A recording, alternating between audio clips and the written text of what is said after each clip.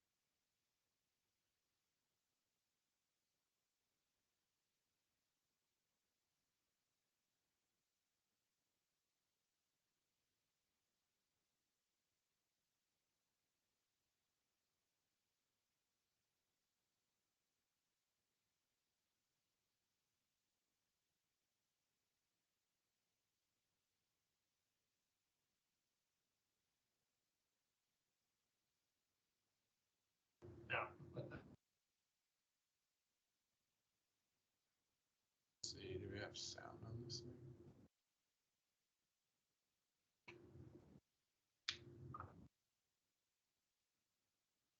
Yeah.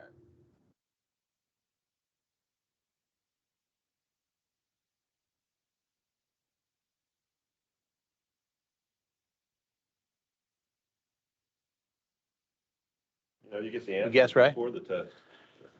Okay, I'm showing 8 o'clock, so we'll get started. And if other people join us, that'll be fantastic. Welcome out to Tactical Tuesday training, Module 11. Today we're going to be talking about restaurant fires. We've got, if you are online, which I know we've got several people online, if you're online and you have questions or concerns, or you're not able to hear us or see us, please just hit the chat button and log in there. And I've got Captain Liddell will hopefully pick that up and be able to relay the question to us. Also, if you just have a question, you can unmute your mic and just ask it, and we'll try to answer if we can at the time. Today is our first class that we've offered up to some of the other Valley cities, so I'm not sure if we have other participants on here today or not. I can't see where I'm at on the screen, but anyway, we are going to start opening these classes up to other East Valley cities here, and in an effort to try to share some of this information with some of the other Valley departments. Obviously, it makes us better when we're all operating consistently and have the same information. So we'll continue to operate from that perspective. So our disclaimer today, obviously with restaurant fires, is you're never going to find 2 restaurant fires that are exactly the same. And that's probably pretty obvious for all of us, but just understand that the environment with restaurant fire very complex. A lot of things that come into play here as far as construction materials, type of restaurant, size of restaurant, fire behavior, building contents, housekeeping, just 100 different variables on your restaurant fires that can be a challenge for us. And so, but they're also very dangerous. Obviously, some of the inherent dangerous stuff is our lightweight trusses, hidden spaces, and heavy dead loads on the roof. As always, situational awareness is critical to be able to improvise and adapt depending on the situation encountered and to implement proper tactics for maximize fireground safety. This next bullet point is one we always kind of talk about, especially if we have other people from other cities today. If you have questions regarding some of the tactics or materials discussed, make sure you contact your shift commander or East Deputy. We can certainly clarify any of that stuff, but we always recommend we follow Volume 2 in your department's SOPs, guidelines, and directives. So let's start with some facts. Restaurant fires, about 5,600 restaurant fires a year nationally. 2 to fire deaths a year typically associated with that. Traditionally here, at least what we've seen over the last few years. 115 injuries, roughly $250 million in property damage, and about 21% are caused due to failure to clean. That probably doesn't surprise any of us. What day of the week do these fires occur? Pretty much so every day. There's not any specific day that's worse than others for the most part, so that's not anything that's unusual, but so we've got restaurant fires by time and alarm. You can see obviously that as we get closer to the lunch hour and a little bit toward the dinner hour, it picks up just a little bit, but not anything that's terribly significant. So restaurant fires can happen any day of the week, any time of the day.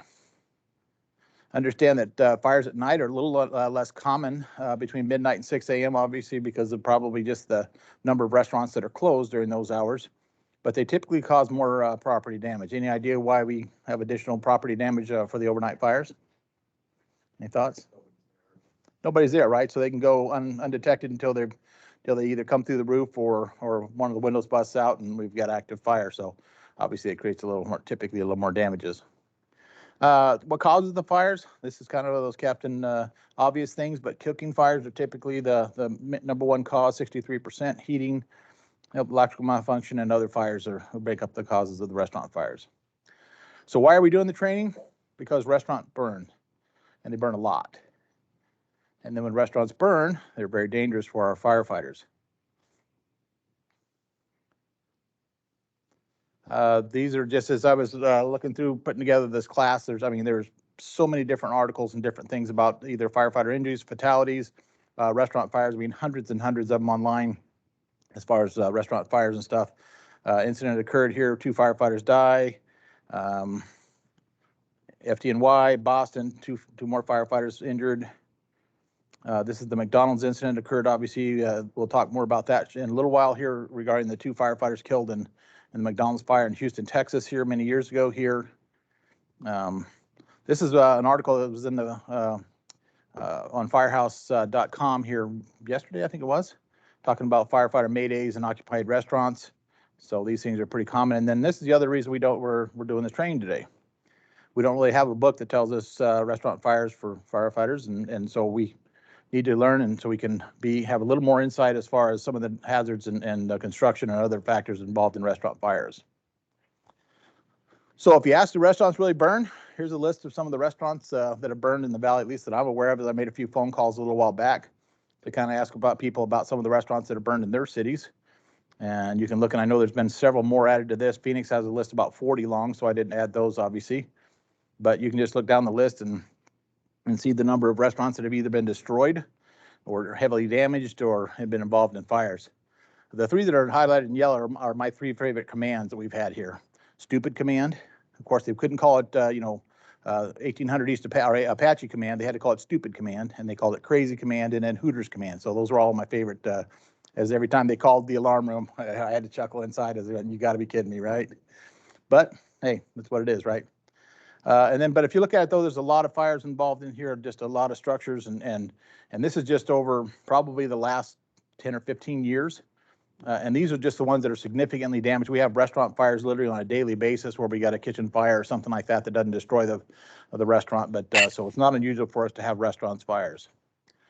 The other kind of fires we have are the landmark restaurants, historic restaurants, and those also burn. If you look down the list there, and some of the restaurants that have burned in the valley here over the last probably 15 years or so. There's also a significant number of our landmark restaurants that have burned to the ground. I remember the Wrestler's Roost fire many years ago, mining camp restaurant burned to the ground. The Sizzler, I guess that's not necessarily a landmark restaurant, but that burned down here recently in Mesa. But if you just look down the list, the Whiskey Row, some of the Whiskey Row restaurants destroyed. You got the Hub Bar and Grill, the La Patrona destroyed in Mesa in the last couple of years here.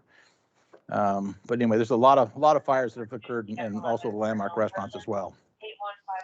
So as we think about our landmark restaurants that are in our cities, obviously there's a number of things that should concern us as far as typically these are a little bit older construction, a lot of add-ons, a lot of build-overs, those kind of things which can make these things very dangerous. But our certainly most important restaurant in the valley is Pete's. Oh, sorry. We got to protect that at all costs. But some of the restaurant fires in Mesa, if you look around here, obviously the Hub Grill, we've got the Sizzler incident. We've got one, I think that was at the Texas Roadhouse, just some of the pictures I could recently that I find as I was looking around for this. I think this is La Patrona. Were you on shift from La Patrona? Okay. Anyway, so La Patrona was one of the ones, obviously, that burned down here. Luckily, only 3 employees were inside and got out safely. Fire crews worked to put out the flames, but Klaus says it is now a total loss. Cool. The roof destroyed, the floor covered in water and debris. So this is a significant fire we had just a couple of years ago here, or within the last 2 years. Tempe, a number of restaurant fires in Tempe. Big Fat Greek on the top left, Doc and Eddie's were, Anybody remember the Dock and Eddy fire we had here just a couple of, probably within the last 18 months with COVID. I lose track of time sometimes, but some of the challenges we had in some of those fires, Chandler, a lot of restaurant fires recently there. Scottsdale, Salt River area, we've got a number of restaurant fires in those cities. Phoenix, I mean, you type in Phoenix and restaurant fires, there's like 50 of them. But this is one just occurred last week. It was kind of interesting. The Sushi Chinese food restaurant had a big grand opening sign on it and it burned to the ground. So these occur a lot. Cave Creek. So we'll talk about how do we approach restaurant fires, some of the challenges we have, and some of the information that we need to gather as we get dispatched to a restaurant fire. So starting with dispatch and response, we need to think about what type of restaurant we're responding to. Is it the salt cellar or is it the Dutch Brothers coffee shop? I mean, obviously we know the Dutch Brothers coffee shops are what? If somebody can mute their mic, that'd be great. Anyway, the Dutch Brothers coffee shops are obviously probably about what 200 square foot maybe, versus the salt cellar, which is, if any of you are familiar with that restaurant on North Hayden Road, underground restaurant which we were always terrified. I know when I worked for the city of Tempe that that was going to catch fire, and the challenges that would present for us with only two entrances, or one entrance and exit underground, was going to be a serious challenge if we ever had an incident there. Also, you need to consider whether or not we've had a previous history of fires, and that doesn't necessarily mean that that's gonna create an additional working fire for in this situation. But typically, if you have a previous history of fires, there's either a pattern of maintenance issues or housekeeping or those kind of things that typically relate and additional responses to these types of buildings.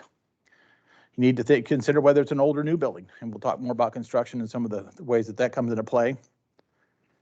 We need to, what is the RP reporting? Is it they're reporting a grease fire, smell of smoke, fire out, fire an electrical panel, whatever it may be? Those are all should give you indications on what you may be responding to.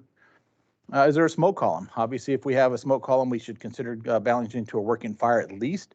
Depending on the type of restaurant or size of the restaurant, probably consider to a working fire assignment for a commercial fire. Weather conditions, wind, those kind of things come into play, obviously, depending on what we have going on during that event. Time of day, obviously lunchtime at most restaurants or dinner time is going to be a much greater life hazard than it would be at 10 o'clock at night. So those are things we need to consider, as well as whether or not the business is open or closed. On arrival, if you have indications of a working fire, lay a supply line. We can't reinforce enough with commercial fires, especially, and we'll talk more about residential fires in a different day here, but I would just really want to reinforce, if you've got any indications of a working fire, unless you have a known rescue, we need to lay a supply line coming in. And that's straight out of volume 2, lay a supply line coming in on a working fire. So strongly consider that on any commercial fire, unless you're running with the second company coming out of the same station. And if it's a significant fire, you may both want to lay in, but certainly you want to have at least one supply line coming in and not come in on tank water with a working commercial fire. Then we determine the correct strategy. We're all familiar with the risk management plan. This is one that as we pull up in the majority of our restaurants we pull up, we're going to be probably already in the yellow. Most people that can extricate or evacuate will have already done so when you arrive. There's certainly a possibility in certain situations, if it's a flash fire or an unusual situation, where we may have somebody trapped inside, but in the majority of our incidents, when we arrive, we're probably already working in the yellow and sometimes even approaching red. So the things we need to consider while we're determining a strategy is, are there savable occupants? Can we save anyone?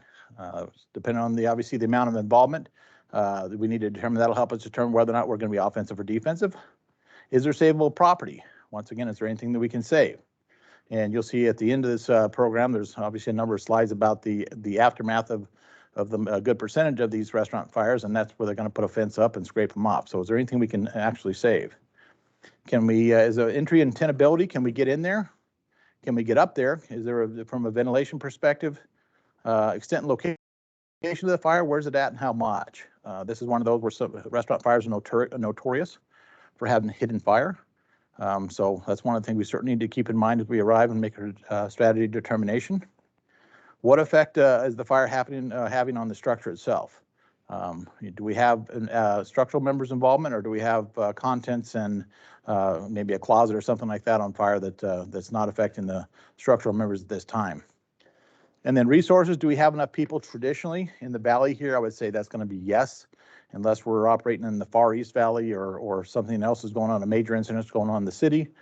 Typically, we're going to have enough resources that will certainly be there after a short period of time, but maybe initially we don't have quite enough to make an initial attack on a significant fire, but that may come into play, but most of the time it won't. Here's a little thing to think about. It's not uncommon to arrive on the scene to find a well-involved or advanced fire due to delayed alarm. Management personnel are often reluctant to report fires due to the possibility of lengthy shutdown times and bad press. So restaurant fires are notorious, especially depending on some of the landmark restaurants where the manager or some of the employees will try to put the fire out themselves. They may think the fire is out and not realize that it's in the ductwork or other things here. And then by the time you get the call, it may have been burning for hours, at least for minutes, before they actually decide to make the phone call because you know, if it's one of the employees, he doesn't want to get in trouble, he or she doesn't want to get in trouble. If it's a manager, they don't want to call because they know if the fire department comes out that they may shut them down, and then it may take them a week to get back in business with the health department or other things. So not unusual to find a well advanced fire on restaurant fires. So we'll do a little, you make the call here from an offensive or defensive perspective. If you arrive on the scene, top left, anybody, if anybody online, you're also welcome to unmute and make a comment if you want. What's our offensive or defensive top left? What do we think? Offensive. Everybody, I'm sure, is in agreement on that. How about this one?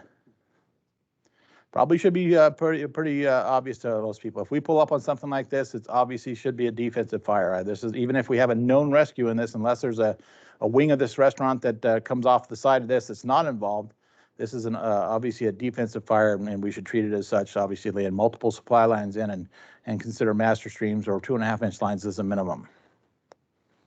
What do you think here? Anybody online?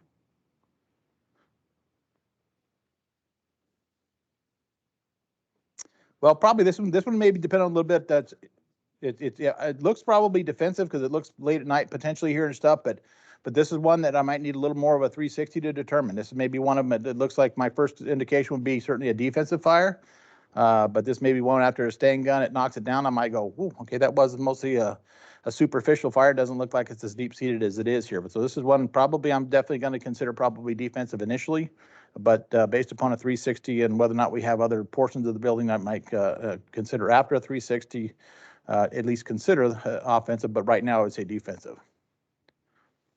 How about the IHOP?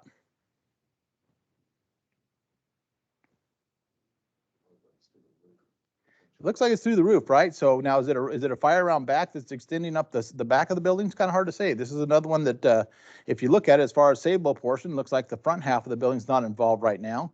But without being able to do a 360 here, it's kind of hard to tell. They've obviously got ladder pipes going up here, so they've obviously made the decision to go defensive, and I would certainly agree with that if they chose to do that. But based upon a 360, once again, is this a dumpster fire in the back or something that may be going up the back of the building that once we knock it down, we can have a better look at it. But right now, I would say we're probably going to be leaning toward defensive. Now, what's one of the other challenges that's obvious with this structure right here?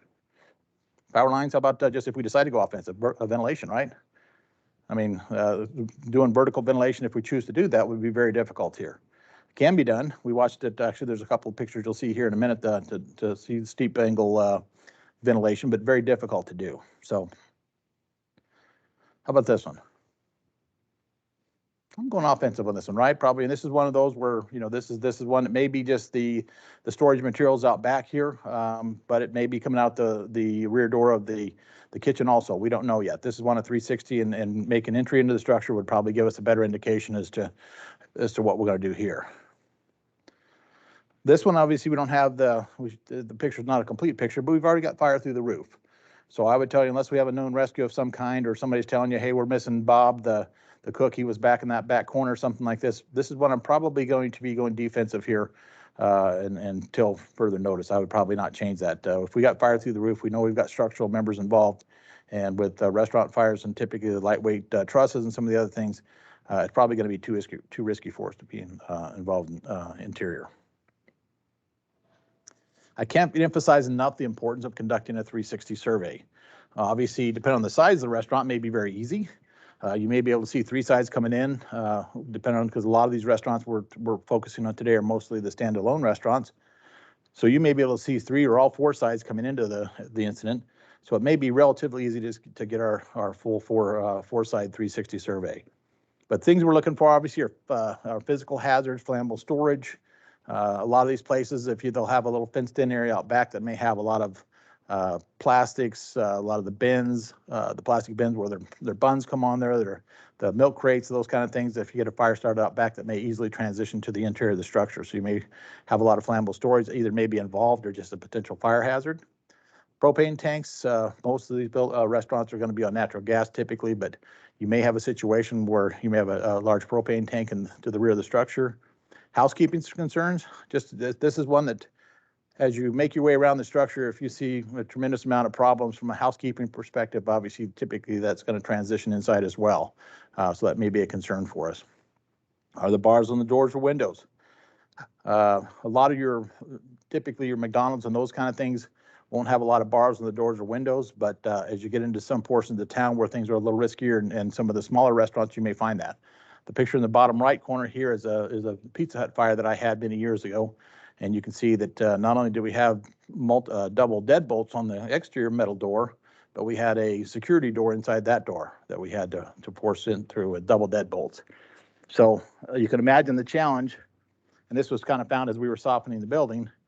But if you were an interior crew that was forced to go out the rear of the structure with the double deadbolts on a security door followed by a double deadbolt on a metal door, you weren't getting out of there from that perspective. So these are things to consider. And obviously you may have casement windows if you have some of the real old restaurants, maybe like El Charro or something like that was built back in the 50s or earlier, that you may see some casement windows as well. Is there a basement? Some of our restaurants have basements in them. It's not something that is on every restaurant, obviously, but if you look at some of the different restaurants around the valley that I know that the Hooters in downtown Tempe has a basement. Several McDonald's, the older McDonald's, a lot of those have basements. Some of the McDonald's have been converted to other restaurants now, obviously still have that basement there. So we at least need to make at least a pass to look for those indications of a possible basement. Are the exits blocked? You'll see a lot, especially from an interior perspective, blocked exits not unusual. Probably blocked exits from the exterior may be a little less common, but we certainly need to look for that as well. Obviously, our access and egress. Do we have doors, windows, those kind of things as we make our 360 to determine not only for our ability to get in, but our ability to get out if something goes wrong. And then we try to determine whether or not it's a room and contents or a storage fire versus a structural fire. This is a McDonald's incident that occurred. I'm not sure what city it may show here in a second, but this is the 360 that they had here, pictures of the 360. So from this side, you can tell obviously we've got a working fire, but once again, it looks like maybe an interior attack from this side. You notice here we've got some brown smoke on this side, black smoke on the other, right? So that should give you some indications. We need to take a look at the full 360. Still got the brown smoke, and then we get to this side. We've got fire through the roof.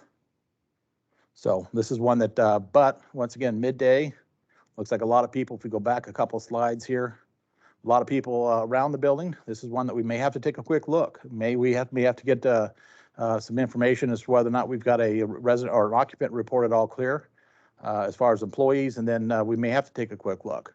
One of the articles I was reading the other day talked about the challenges of the play area. I mean, what are we going to do when mom says, hey, there's a kid missing in the tube somewhere with limited visibility? You know I'm not getting in the tube. I won't fit in there. But you know, what kind of challenge are we going to have there trying to conduct a search on a play area, you know, in limited visibility? You know, it could be a huge challenge. Not to mention they're all made typically out of fiberglass or plastic. So we have a tremendous fire load if that's in the area that's involved as well. So make sure we conduct our 360. This is from the quote from the article or the NIOSH report here on the Houston firefighters that died here back in 2000. And this is one of the captains that he was talking about. He says, it went from a nothing fire to a wildfire from one side of the building to the other. I was really surprised. So just reinforces the 360, the importance of the 360. So now as we start talking about restaurant fire, we need to consider the fire ground factors. So we've got our 360, we've arrived on the scene, we've got our considerations coming into the incident. Now we're going to consider the fire ground factors, and obviously the fixed factors of the building construction, occupancy, exposure, arrangement, those don't change, obviously, at least not from when we're dispatched, but the variable factors obviously are smoke conditions, fire factors, life hazards, resources, actions, and special circumstances. So we'll go through that.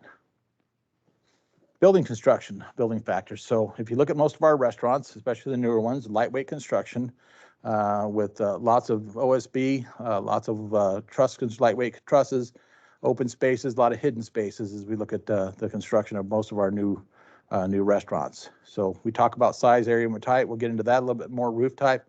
Typically, they're flat roofs on most of the fast food type restaurants. However, some of the iconic stuff you'll see, the Wiener Schnitzels and stuff like that, obviously have a pitched roof. Interior arrangement, stairs, halls, elevators, basements, those kind of things, but also whether we wide opens. We obviously have the restaurants that are more open, for example, at Arby's or something like that, where you come in the front door and obviously you can see all the way to maybe even close to the back of the kitchen through different portions of it. Versus if you go to Buco de Beppo, I was there the other day, and I mean, they've got 45 different rooms.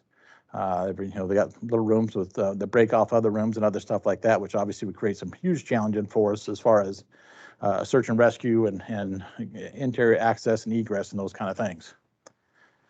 Construction type, whether we have the ability to resist fire, how old the building is. Obviously, a lot of our fast food restaurants, the newer stuff is built out of certain materials, which we'll talk about more, versus some of the older restaurants that have been around for a while. Compartmentation versus separation, we talked about that, and concealed spaces and attic.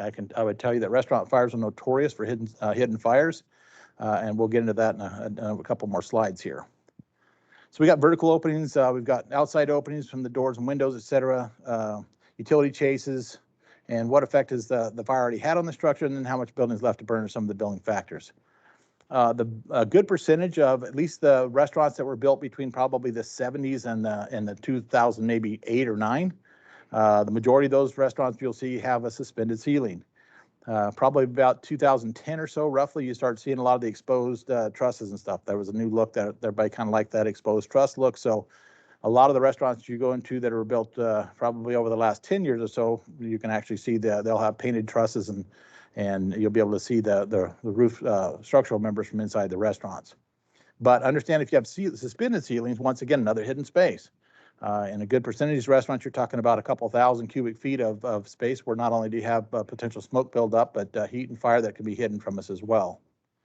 And then also we have, if you look in the above the ceiling tiles, obviously we have all the duct work, the wires, and all the other stuff that are going to be up there, which will potentially create a problem for us when obviously the duct works and some of the wiring comes down and our firefighters become entrapped. So fast food restaurant building construction, most are top 5 wood frame construction. A good percentage of them will have some type of mansard, either covered with tile or something else. As we talked about before, most have flat roofs, include heavy dead loads, including the HVAC equipment, powered exhaust vents, and stuff that are typically over the kitchen. Walls, if you look around, as I've been driving around here recently over the last several months here, I'm always taking a look for building construction. You get a little bit of both. You got some of the 2x6 construction, and then you have some metal studs that I've seen it on some of the newer construction as well. So, but typically going to be a 2x6 construction in the past. Roofs are typically covered with truss construction, covered with OSB. Most have drop ceilings. Like I said, we do have some that have exposed trusses, and that's a new look with the exposed HVAC duct work. That was a kind of industrial look that was around here that I don't know, that's being phased out now. I don't see quite as much of that, but was a thing for about maybe between 2010 and 20. Maybe or may or not be sprinklered, depending on the age and jurisdiction. You may or may not have fire alarm systems. Most, if they have kitchen fryers and ovens and those kind of things, will have an exhaust or a extinguishing system that's required by code. So unless you're in a mom and pop that just has some kind of grandfathered clause, most of those are going to have some type of extinguishing system over the fryers and ovens. And then some have basements. So if you look at the building components, obviously, if you look at this here, you can see lightweight trusses, a lot of open spaces. You'll see as we go through here some of the hidden stuff, the buildovers, the Mancerds and some of the other stuff that are channels for fire spread and make it difficult for us to locate the seat of the fire on some of these structures. And then we may ask ourselves, why do these buildings burn? Once again, you may have either an unsprinklered building or partially sprinklered. Often the attic and some of the spaces are unsprinklered. The city of Scottsdale has a sprinkler ordinance, but a lot of their attic spaces are not required to be sprinklered. So those are when you wonder why sometimes some of the commercial buildings burn down in Scottsdale. Typically, it's if you get there, it's going to be because the attic wasn't required to be sprinklered. You also have the restaurant conversions. We got a lot of those that go from an Arby's or something of that nature to a Filiberto's or Aliberto's and different types of restaurants that take over the different things. So we get, and it's not necessarily a cause for their burning, but it's sometimes as they remodel and do other things, we get buildovers and hidden spaces that our fires can spread without undetected. Maintenance and housekeeping issues. This is kind of a big one, obviously, for all of us that have ever had to do inspections in the past of restaurants. It seemed like about 20% of the time you get there and the extinguishers aren't serviced or their extinguishing systems weren't serviced. Also, the hood systems that are supposed to be cleaned, I think nightly or whatever it is, obviously don't get cleaned nearly as often as they should. And for any of you that have been in a restaurant, probably in about the last 2 years here, everybody's struggling right now. Almost every restaurant I go to has a help wanted sign. Almost every restaurant you go to now, they'll tell you that we have new operating hours. We're only operating Tuesdays through Saturdays.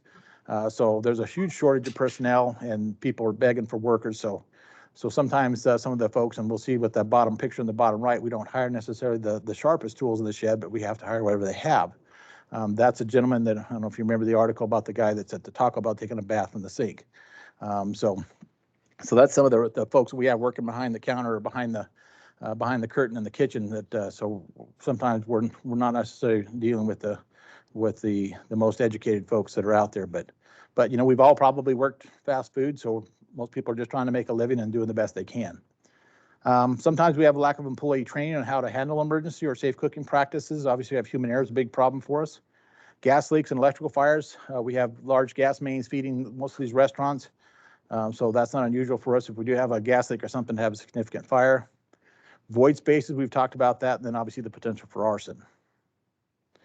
So here's some of the common causes. If you look at some of the grease buildup in some of these areas, you know, we all kind of scratch our heads. Anybody that's ever either done a walkthrough or had an incident in the kitchen of some of these restaurants, it scares you to death. You never want to go back because of just the conditions behind the counter, in the kitchen area, as far as just the lack of cleanliness and maintenance. But we also have a lot of these places have, because they are somewhat small, have a lot of improper storage and a lot of extra storage, which may obviously result in a larger fire load and fire spread if we have an incident that occurs. So look at the combustibles here. Obviously, some of that stuff's in violation of sprinkler codes if they have them, but it could be a challenge for us. So this is an incident that occurred. If you watch this incident occur, this is, like I say, one of the challenges that we have sometimes with our fast food workers.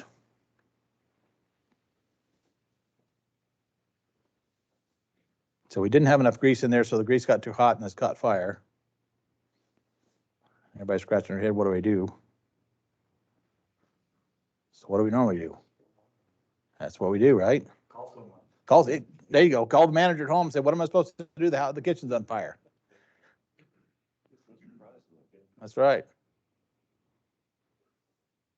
Oh, snappy.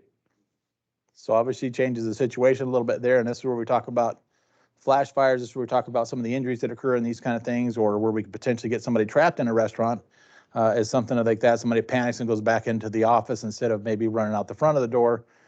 They may not be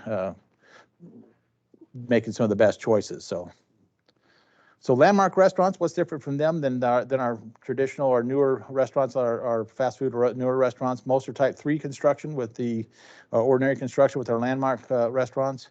Most have flat roofs, obviously, with the HVAC equipment and other stuff. Walls can be block brick, unreinforced masonry. Monty's even had areas that were adobe. I mean, it was crazy. I remember for years we were always concerned about a fire in Monty's that had multiple additions, only partial sprinkler, and if you've ever walked through the restaurant when it was open, now it's closed, obviously, but it was hard to find your way back to the table if you went to the restroom at all, much less in a limited visibility situation. Roofs are typically conventionally framed, covered with plywood, tongue and groove. Most have drop ceilings, may have multiple ceilings or multiple roofs, depending on how old they are and how long they've been in place and how many times they've been remodeled.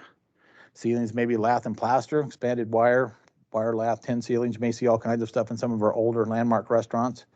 Probably not sprinklered unless retrofitted. May or may not have alarm systems. Some have extinguishing systems in the kitchens. Other may only have a fire extinguisher, and some do have basements. I remember the landmark restaurant over on Extension, and that's closed now, right? But I remember it. That was one of those. I ate there a couple of times with the basement, what, 3 floors, and just, man, talking about that was all chopped up and could have been a huge challenge if we would have ever had an incident in that location. Most of the landmark restaurants are built before sprinkler and extinguishing systems were required. Some of them have aluminum wiring, multiple additions, built-up roofs, build-overs, 30 years of built-up grease, and then arson and void spaces, obviously. Some of the legacy versus new construction stuff you'll see as far as just the trusses, some of the older stuff, you see some of the wide span, wide spacing, decreased interior partitions, high ceilings, conventional framing. Some of the new stuff, obviously, we have trusses 24-inch on center on some of these places. Lots of partitioning. They like the little rooms and the individual areas sometimes in these. Complex roof structures and gusset plates, obviously, are a challenge for us. And then some of the new McDonald's are using the wooden eye-joist, which probably provide just a little more support maybe than the open trusses, but then with all the poke-throughs and everything else, it probably compromises as much or more. So I don't know which one's stronger without testing, but obviously both are a challenge. But never trust a truss, is what we say. Parapets and Mancerds. A lot of the restaurants you're going to find obviously have, they build them up to look a certain way, whether it's a certain style, the McDonald's or you can recognize a lot of the Taco Bells and those kind of things, obviously from the exterior, even with if you just saw the shape of it, you'd probably be able to recognize it. And some of those mansards and the parapets and other things create some challenges for us as far as just being able to get down on the roof. Obviously, if we put up a ground ladder, a little more challenging. As you can see up here in the top left, you can see they had to drop in a roof ladder, also going to be able to get down off the ground ladder onto the roof itself because of the 6 foot or so parapet there. So it can be a little bit of a challenge for us to get on the roof. It can be certainly a challenge for us to get off if we can't get back to the original ladder that we have posted, so that we had originally put up there. So we need to be real careful with the parapets and mansards. A big challenge for us. And you can see the concealed spaces here. Obviously, this is probably, I think, a McDonald's they have here, but if you look at the trusses here, the spaces here that are open, and obviously have the ability for fire to travel from one into the other, difficult for us to gain access to, but easy for the fire to spread here, some concealed spaces. This is a McDonald's going up here. If you look at I think this was a remodel, but in addition to it, or anyway, but if you look at the trusses here, I mean, this is wide open. If you get a fire in one end of the building, the ability for it to extend from one end to the other is obviously without any problem whatsoever. There's no fire stops. There's nothing to keep it from spreading. So anytime we have fire that we talk about getting into the structural members, we need to consider that that's going to be probably a loser for us. But if you just look at restaurants, I mean, and there was hundreds and hundreds of these. If you type in, restaurant fires images, so I just picked a few here just to kind of show some examples. But it doesn't matter which kind of restaurant it is, they just about all burn, and they burn very well. But if you look at some of these here, obviously trying to gain access into the mansards and the awnings is going to take some time. Some challenges for us, obviously, to try to address those types of hidden fires before it gets into the truss members, and then make it probably going to be a defensive operation. But concealed spaces, obviously, the NFPA put out a bulletin on it a while back, but this is kind of Captain Obvious stuff. But fire can travel rapidly and undetected inside these concealed spaces, so not unusual at all. Consider a penetrating nozzle, depending on how much fire involvement, whether or not we've got the entire mansard or a portion of it or a build over or something like that. A penetrating nozzle may be something for us to consider to be able to get a rapid amount of water into a hidden space in a very short period of time. Probably, I would tell you to consider a penetrating nozzle, not the attack spike, because a penetrating nozzle, 150 GPM poly, 125 GPM versus 20 GPM. So this is not one for a commercial building. Probably we shouldn't consider unless we just have a known small, tiny little space. But if we have a significant parapet or area of that nature, probably either we're going to need to make openings into the mansard either from below or above and get a significant amount of water in there to make a difference. You look around here once again, just you look at the works being done here, just some of the hidden fires. And these structures not unusual at all for us here. And then Taco Bell, obviously you need to make access into that and get water in the mansard area. This is a fire to Hardee's. You can see here that they're trying to gain access into the hidden spaces here. You can see that they're trying to cut holes, and it's not a fast process. This fire can, as we showed that picture of the trusses that are wide open, structural member involvement is going to be very difficult. You know, when we got this kind of involvement up in the attic, we probably should be in a defensive position. That they're gonna, this structure is going to be scraped off. I can tell you that it will be if you got this much involvement, because just they, you know, with these types of structures, they I wouldn't say they consider them disposable, but for the most part they do. Roof loading. So if you look at some of the restaurants here, some of the challenges, obviously the Black Eyed Peas got things spread out pretty nicely there, but not, it's still certainly a significant roof loading here. But the top left here, the Buffalo Wild Wings, you can see some significant roof loading over the kitchen area there with some of the exhaust vents and the ACs. And then the two on the right here, you can see have a tremendous amount of loading in a small area. If you look at the, I'm not even sure what type of restaurant that one is in the bottom right, but the roof loading there, if we have any attic involvement in there, the potential for that stuff to come down on us is certainly great and not worth the risk unless we're trying to effect a rescue. As one lecture that I read, saw the other day, it says, just remember the name on the sign doesn't matter. It's what's inside, above your head, and on the roof that does. Because these are all pretty much so the same. But you just look at some of the roof area, you start thinking about, even if we do send a crew to the roof to do vertical ventilation, how challenging it is. I know that I've been to multiple restaurant fires and we've sent crews to the roof, and even when they had reasonably good luck, they got a 4x4 hole maybe, or a 4x5, and it took them a little while, and it was in probably an area that wasn't real good. Like if you look at either one of the bottom two pictures there, I mean, you don't just have a real wide open space to do a big, 4x8 or whatever else, a lot of times like you'd like to get on some of these structures. So very challenging, not only to conduct a vertical ventilation operation, but also you're working in, you've added additional dead load into an area with a tremendous amount of dead load already. So this is an incident that occurred at a restaurant, but they just, if you look at the picture, it says, note the location of the HVAC unit in relation to the doorway. Obviously, collapse of the roof structure could certainly result in serious injury or death of firefighters, in addition to blocking that way of egress here. So, Chief, that's a good takeaway too on the roof. Please. Arrangement of the roof. On majority of our fast food restaurants, vertical ventilation, I can get up there and I can get you a 2 foot by 3 foot hole. It might not be where you want it, Yeah. or interior needs it, and there's probably little value for their, in my experience, and put up on a lot of these and more of a small incipient base fire, right? Where you're just up poking around in utilities and there's no room to walk up on that roof system. Absolutely. We're, and I apologize, were you guys able to hear the comments from? No, sorry, we're going to move the microphone around. Anybody online, were you guys able to hear that last comment? Very important comment here. So, could you please repeat it? This is Jim. I was just pointing out, there's very little real estate on any of these standalone restaurants where you get up there, and even if you're just interacting for utility controls, there's very little room to move around. So when you're up on that call, risk versus benefit, there's very little benefit we're providing, trying to get a vertical ventilation done to like a 2 foot by 3 foot opening that may not be in the location that we would best design it for. yeah. Thank you. So we've got Captain Barnhart with us, an East Deputy here today. So I certainly strongly encourage you guys, if you have thoughts to add on any of this stuff, please just chime in. There's a tremendous amount of experience in the room here today, and we have Captain Liddell as well here. So, so our new safety officer, yes. So anyway, but good point. Vertical ventilation on these is limited at best, and so the time versus benefit and risk probably isn't going to be worth our effort here. As we start talking about vents and exhaust, we start looking. This is one of the we get those fires in the hood system, then it gets up into our powered exhaust systems, and they're covered in grease, and then we've got if the extinguishing system hasn't been activated, they'll continue to pull air, which will then make the fire bigger, which makes it the ductwork burn. And so it's not unusual for us to have fire coming out of some of our exhaust vents and some of those other things.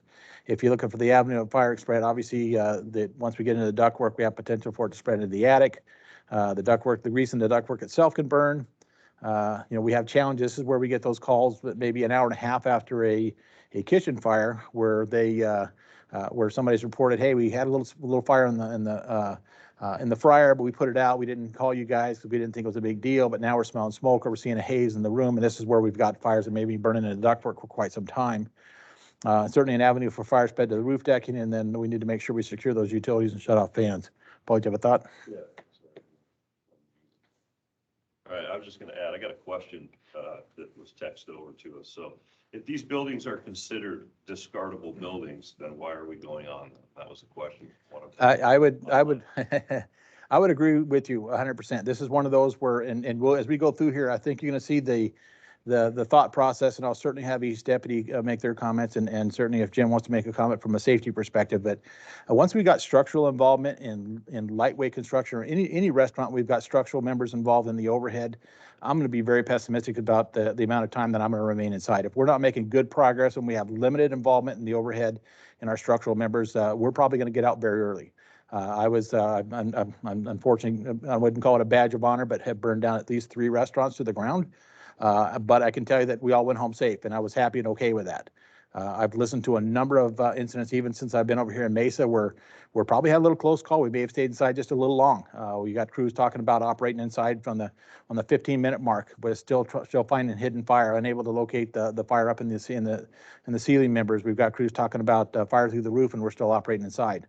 So we just need to be careful. I would tell you that I would agree 100% that, and if you look at these structures and I mean, the fires that we've had in these buildings, if it's a significant fire, typically there's a fence around it in a day, and within about 2 months, it's scraped off either to the pad or certainly to the walls. And then, 6 months later, we're down there for our grand opening and buy another cheeseburger out of there. So the fact that we have very, very little life hazard in most of these structures, the only thing where most life hazard arrive on the trucks.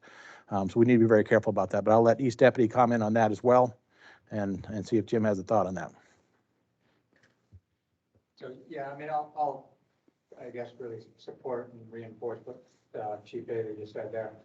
Obviously, we're going to go on them, and, the size up and what you have with your initial condition is going to determine the actions. But, so we have something small that we can control with a quick interior attack. Obviously, we're going to do that because we are not only here to save life, but property as well. However, you get to the point of structural involvement, you get to the point of a greater risk is to our members, and we certainly have everybody out of the building. I can tell you, our push has always been and always will be to put your guys' life safety ahead of anything else. So if we have to make a decision to go defensive, we do it, and we do it early. I had the Sizzler fire about 2 years ago when I was out at still on Asia, and the initial assignments with the crews that went in, they were doing offensive. As soon as I showed up, it's at 3 in the morning, 4 in the morning, clearly nobody in there. There's that structural involvement, so we make the decision to go defensive. So, yeah, so the question is valid from the standpoint of what action we should take, which is we're going to be very pessimistic going to any of these, but obviously we can control it quickly.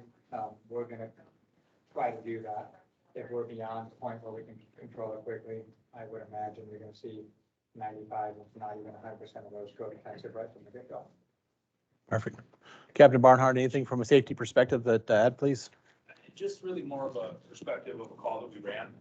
This goes back 5, maybe 7 years ago, but we had a working fire in the Jack in the Box at Maine and Dobson. Engine 278, Tom Briggy was first new company officer there. Tom actually drove around the Jack in the Box in his engine. Right? He saw all 4 sides of the building.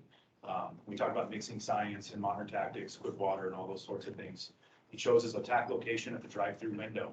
Right, very predictable layout in almost every one of these fast food standalones. But he chose a transitional attack location. Chief Hyde or Rosette, can't remember who my battalion was at the time. We came in and we asked ladder 4 to put an 1 3/4, what I call that standard piercing nozzle. They immediately just jammed it in the mantle from ground ladder. So what we got was effective quick water on the seat of the fire. It was extending into the attic, and then a very effective sprinkler. That allowed everything to slow down, right? Crews move interior, make sure we have evacuation, we secure utilities and go and really from our overhaul work. But it was the calculated decision-making of that first new company officer.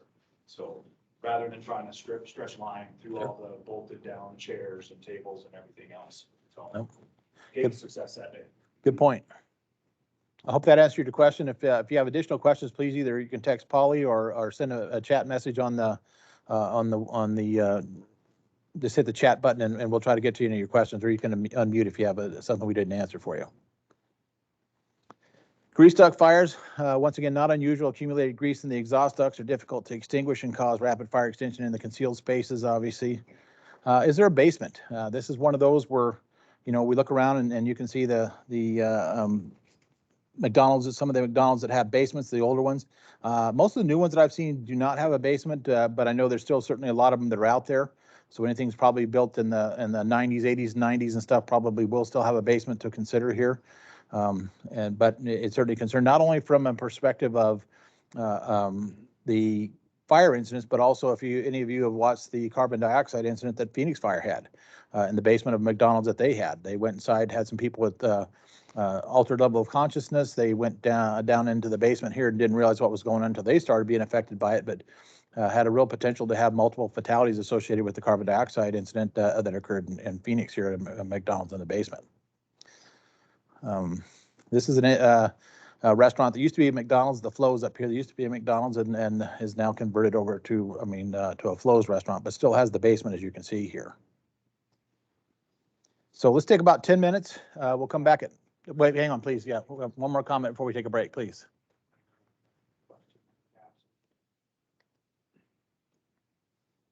This is Chief Daniels, East Deputy here, so.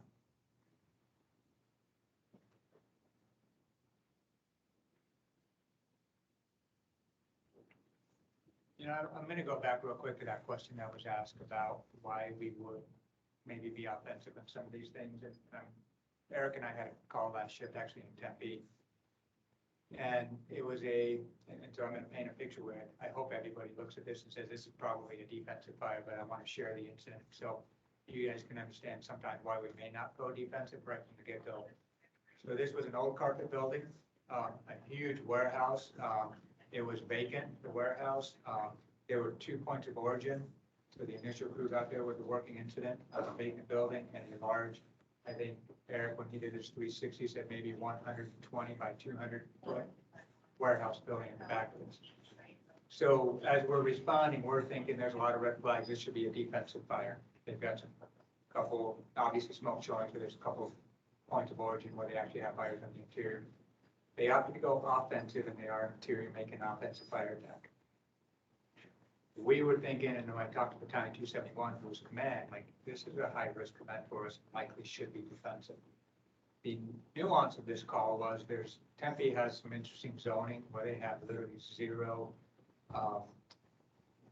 easement areas. So they're building buildings right on top of buildings essentially.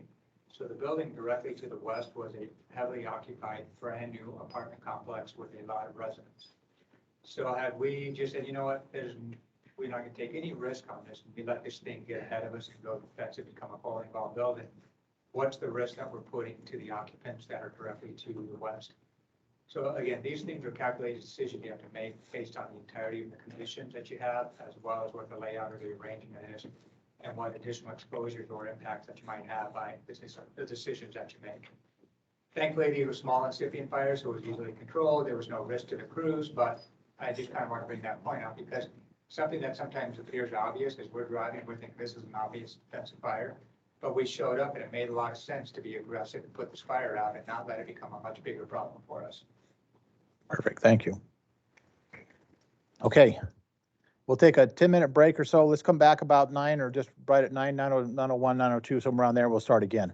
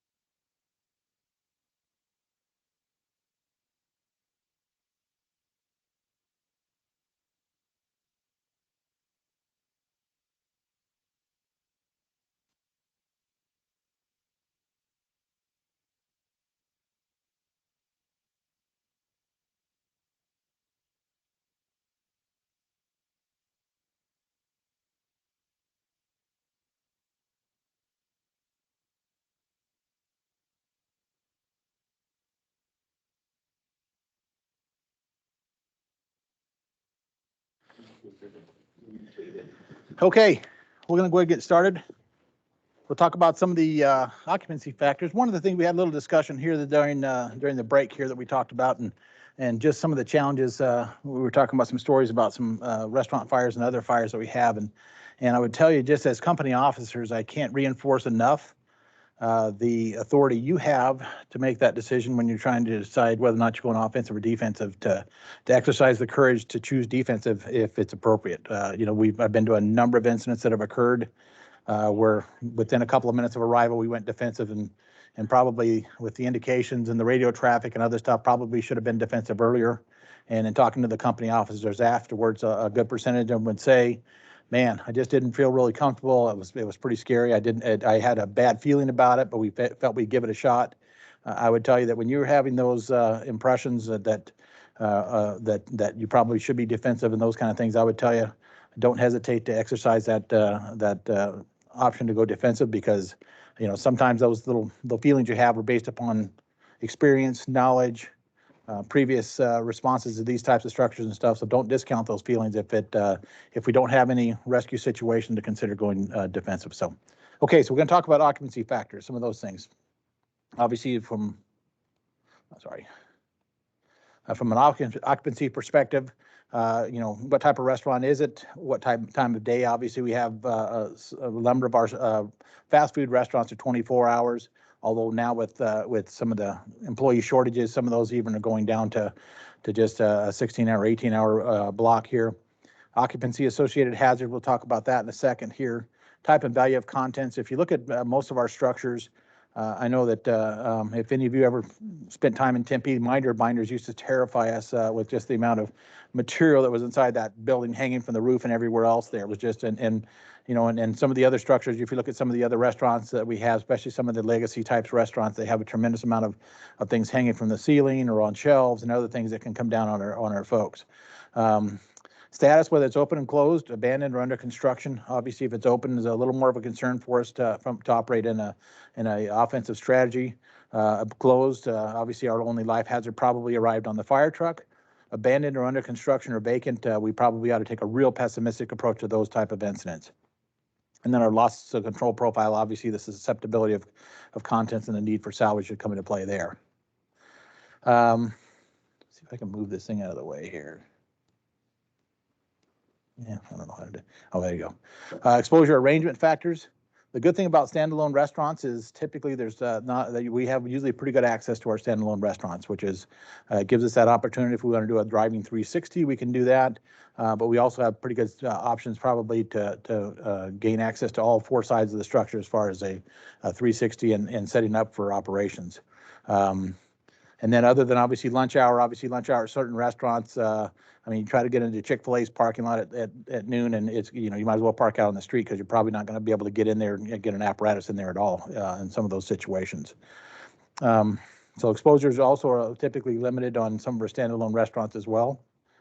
Smoke conditions, obviously, depending on we pull up on some of these incidents, we need to be able to read the smoke and determine what we have going on. Are we vent limited, or is this still an incipient fire?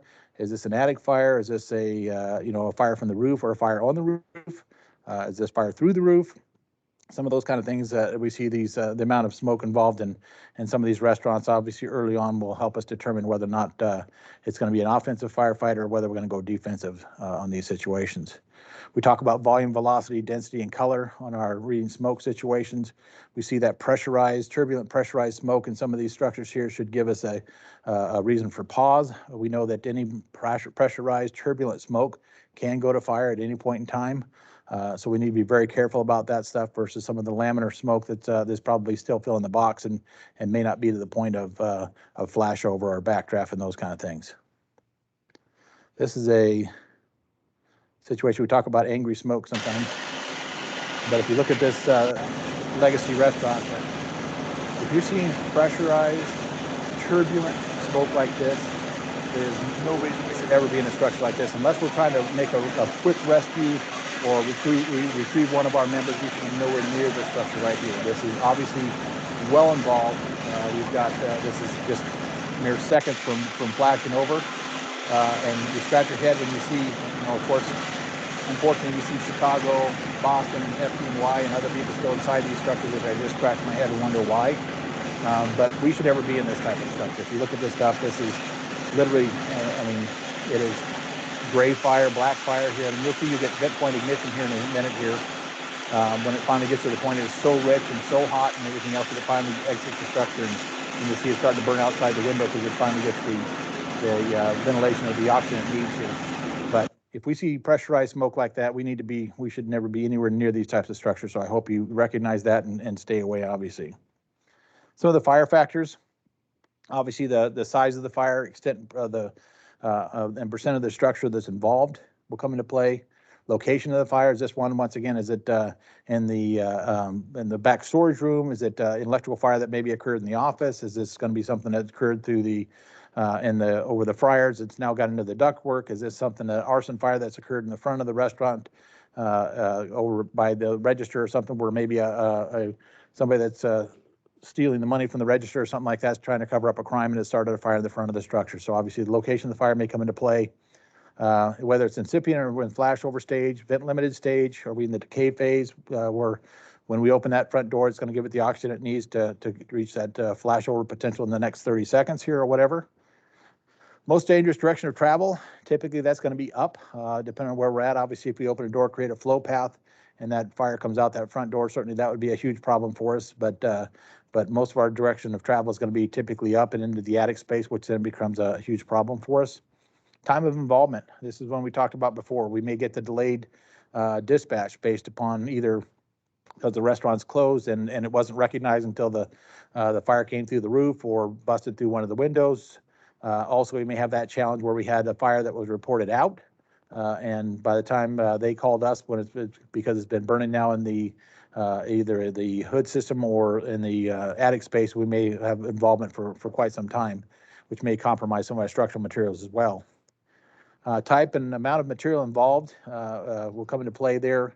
Fire load, amount left to burn, and then products of combustion and the heat, smoke, and obviously flaming gas that are created by it.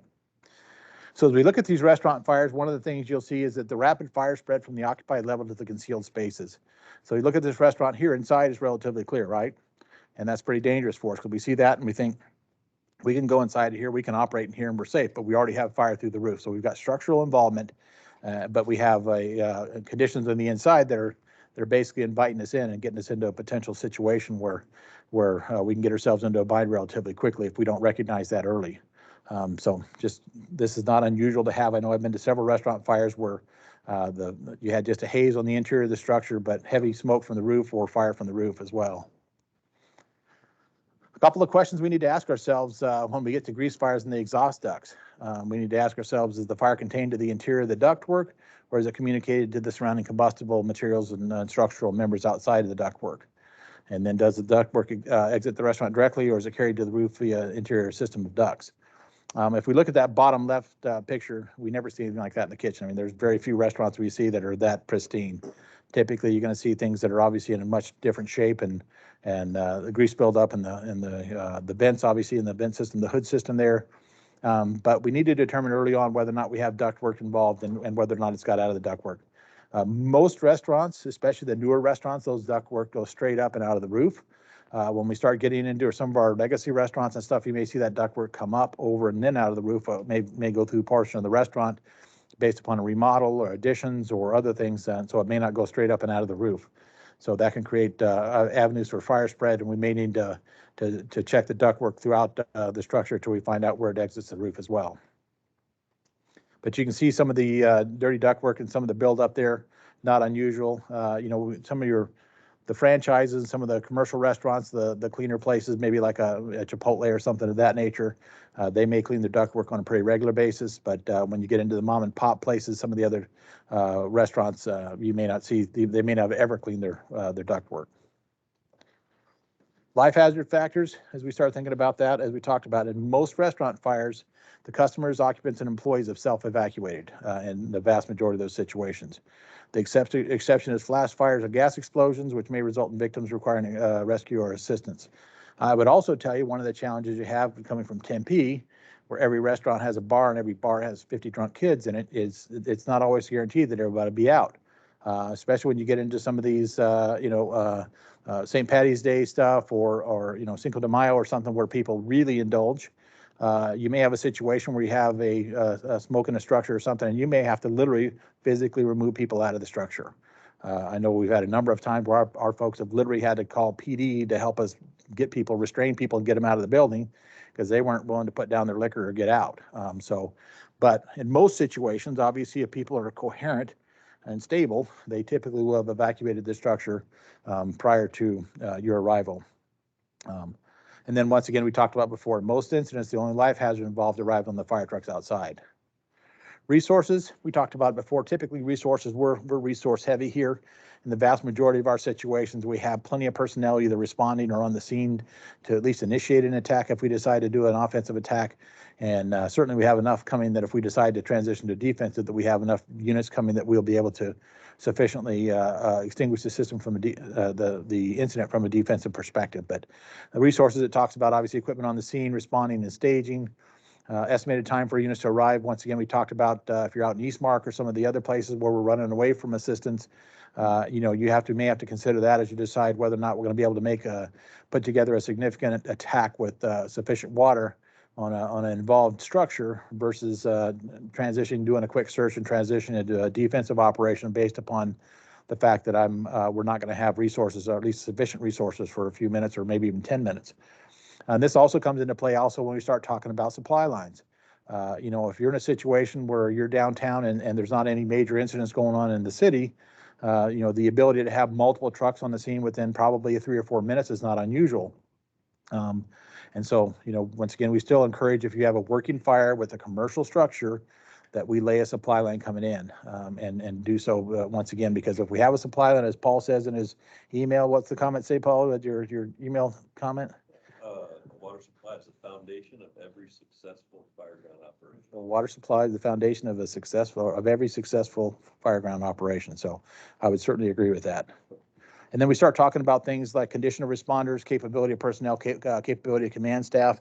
Sometimes those things come into place, especially during the summertime. If we are now into a second bottle or we've had multiple incidents and occur in a day, as our crews arrive on these things, sometimes that may be a factor for us as far as our ability for our crews to get in and operate through more than one bottle or for any significant amount of time in a heavy work environment. Capability command staff, we're all human. I would tell you that, there's been situations where either myself or other people just for whatever reason missed something. Their brain didn't engage the way it's supposed to or whatever. And there's times where we make choices that aren't quite as good as they should be. And hopefully we recognize that or BSO will recognize that, or certainly our senior advisor will recognize that and get us out of that strategy and into the appropriate strategy when those things occur.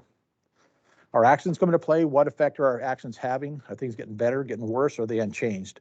Once again, we talk about if we get there and we get rapid, as Captain Barnhart talked about the incident at Jack in the Box, where they were able to make a quick attack, knock down the fire, get water in the attic space, into the hidden spaces, and had a successful outcome there. Certainly that's one of those where their actions created the environment getting better. But we also we've all probably been to those situations, I know I have, where we're there and things aren't getting better and we're seeing smoke now pushing out of different areas. We didn't have it smoke pushing before, and either nothing's getting better and we're still getting those same reports of limited visibility. I know in the hub incident, listening to the tape there, they were inside for a long time. And I'm not going to Monday morning quarterback it because I wasn't there, but they were at the 30-minute mark and still interior with trying to find hidden fire inside the structure.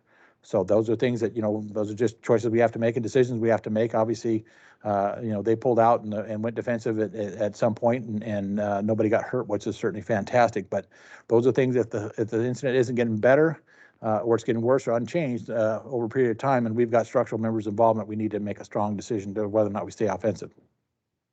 Do we have the right number of and size of hand lines on the interior of the structure? Once again, sometimes we struggle with this, and I can tell you that for commercial incidents, if we have a working fire, we should strongly consider the 2.5. Now, I know depending on the structure, the reach versus and penetration volume versus mobility and some of those kind of things may come into play.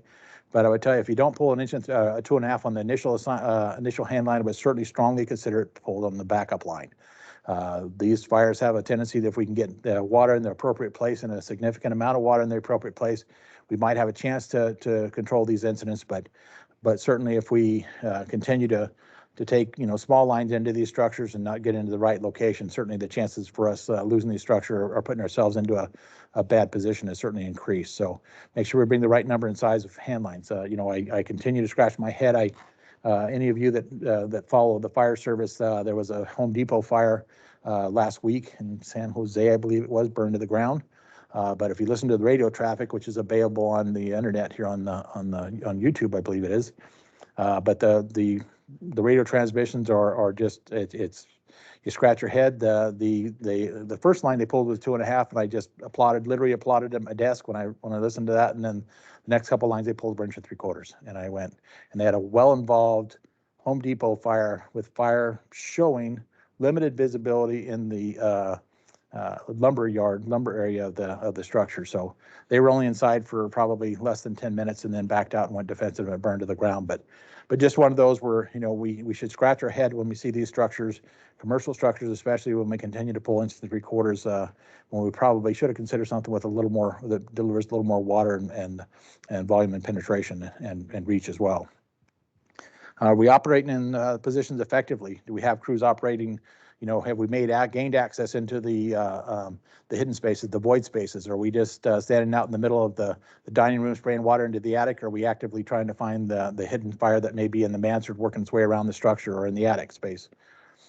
Is ventilation needed or completed? This is one of those maybe controversial things that we talk about. What are we going to do for ventilation? We talked about vertical ventilation and the challenges associated with it a few minutes ago. Not easy to do. If we start talking about whether or not we're going to be able to cut a significant size hole that's going to relieve the products of combustion the way we're hoping, obviously after we've got water on the seat of the fire, is it going to be effective or not? And we talk about, once again, we don't want to create ventilation openings in a structure until we have water on the seat of the fire and and in the process of controlling it. Otherwise the fire will get bigger. If you listen and read into modern fire stuff or watch the videos, they will tell you, do not cut additional holes or create ventilation until we have water on the seat of the fire, a significant amount of it, because otherwise it will get worse and it just continues to. Our personnel operating safely, that's just a consideration we always have to consider as a company officer, as well as a chief officer, is what our folks are operating safely. Are we supporting the sprinkler system if they have one? This is one of those sometimes as a afterthought that, we something we should do early on. But just make sure that, as we come in, if you're the initial company in, you may not be the one that addresses the sprinkler system, but certainly the earlier we get that system supplied and supported, the better off we're going to be. Have we secured utilities? A lot of these structures, if we look at these things, have a large gas meter. They've got at least a 1 inch or larger gas meter. And so have we secured utilities and electric? Please, Paul, you have a question from somebody? Yeah, I got a question. Please. The captain's asked. What are your thoughts on if we choose to pull a 2.5 inch based on the compartment size initially, then having the second crew being assigned to them to help move that 2.5 instead of just pulling an additional? And definitely a consideration. And here's the deal. We'll talk about this in just a minute on the layout of the structures. Depending on what we have, good question. The question, and hopefully everybody heard it, was whether or not we need more than one crew to manipulate that 2.5 inch line in a structure. And that may be possible. Obviously, if you come in the front door of an Arby's, a 2.5 will probably reach mostly from the front of the structure all the way to the back of the structure, for the most part, with the exception of the office space, maybe something of that nature.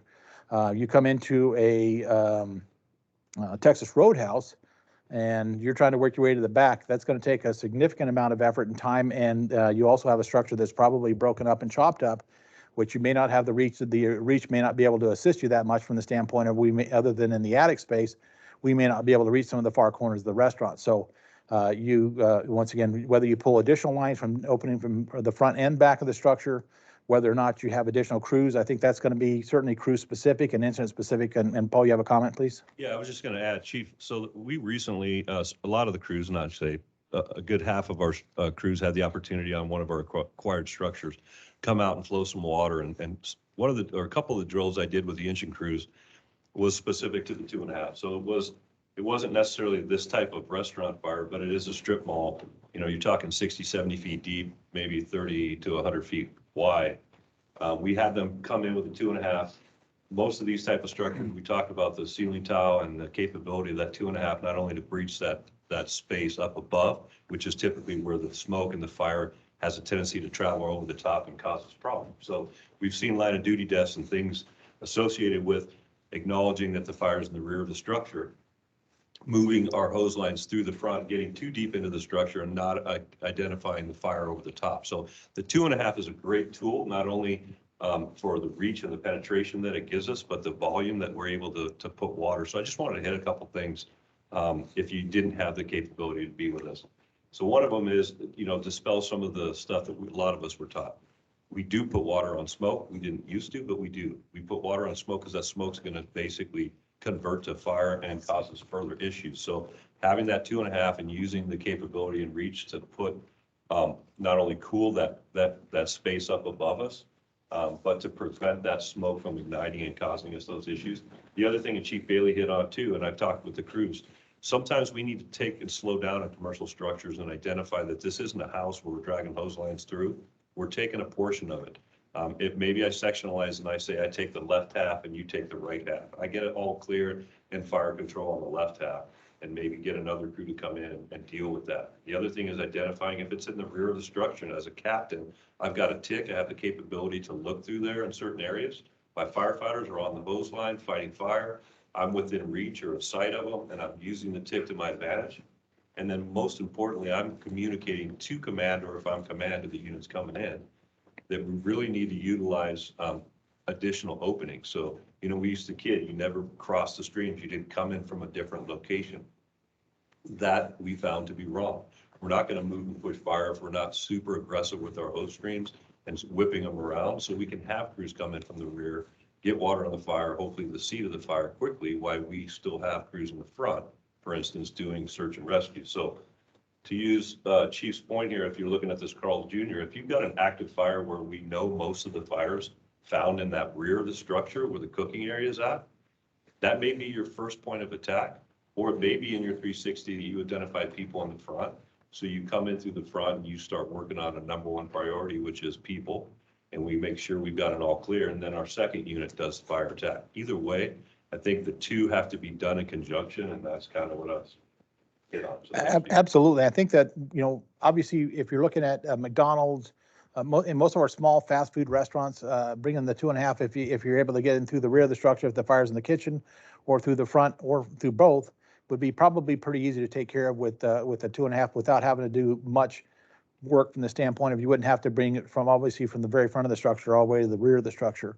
Now, when we get into the larger restaurants, when we get into the Sizzlers, the La Patrona, the Serranos, some of the larger restaurants where we have multiple rooms and those type of things, obviously gonna be a little more challenging for us to be able to reach different portions of the structure. But I think it reinforces even more so what Paulie was talking about, that if we make entry into the front, that we look for other openings in additional areas. For example, just like when we're fighting a Home Depot fire, we're not gonna bring all of our lines in through the front door if the problem's in the backs of the structure.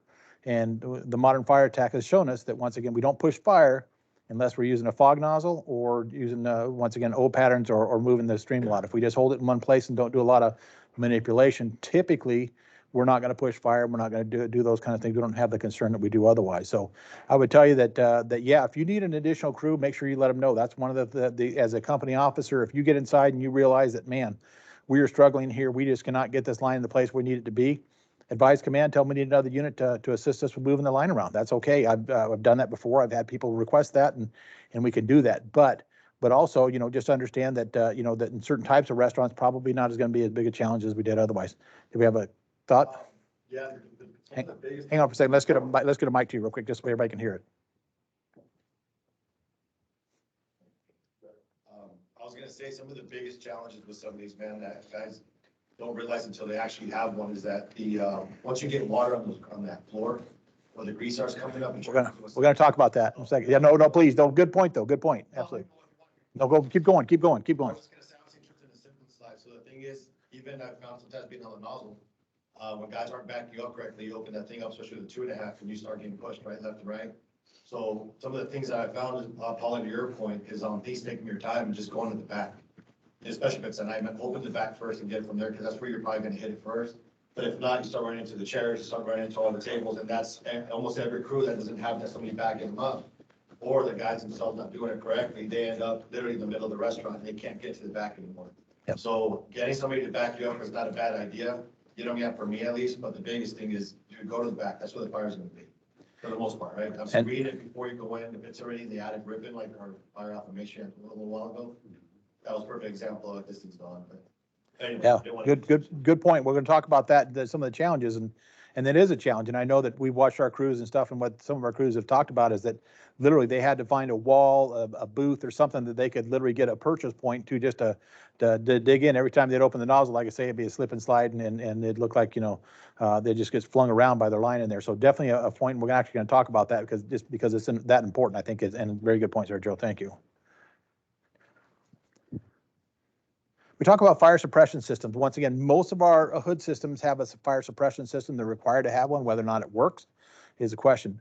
Typically, you're going to find that it should have been activated either because of the fusible links or because the people there hit the button on the way out of the kitchen, but not all the time. For example, that guy we saw throw the water bucket on the fire in there, that if that system didn't operate, that they probably didn't think about, all they were thinking about probably getting out of there before they burned up, and they may not have activated the system. So if you come inside here, they talk about if you have a significant fire, activate that yourself. They said, because once again, trying to spray our water on the grease fire is just going to make the same problem. We can obviously overwhelm it at some point in time, but we're going to create that same problem.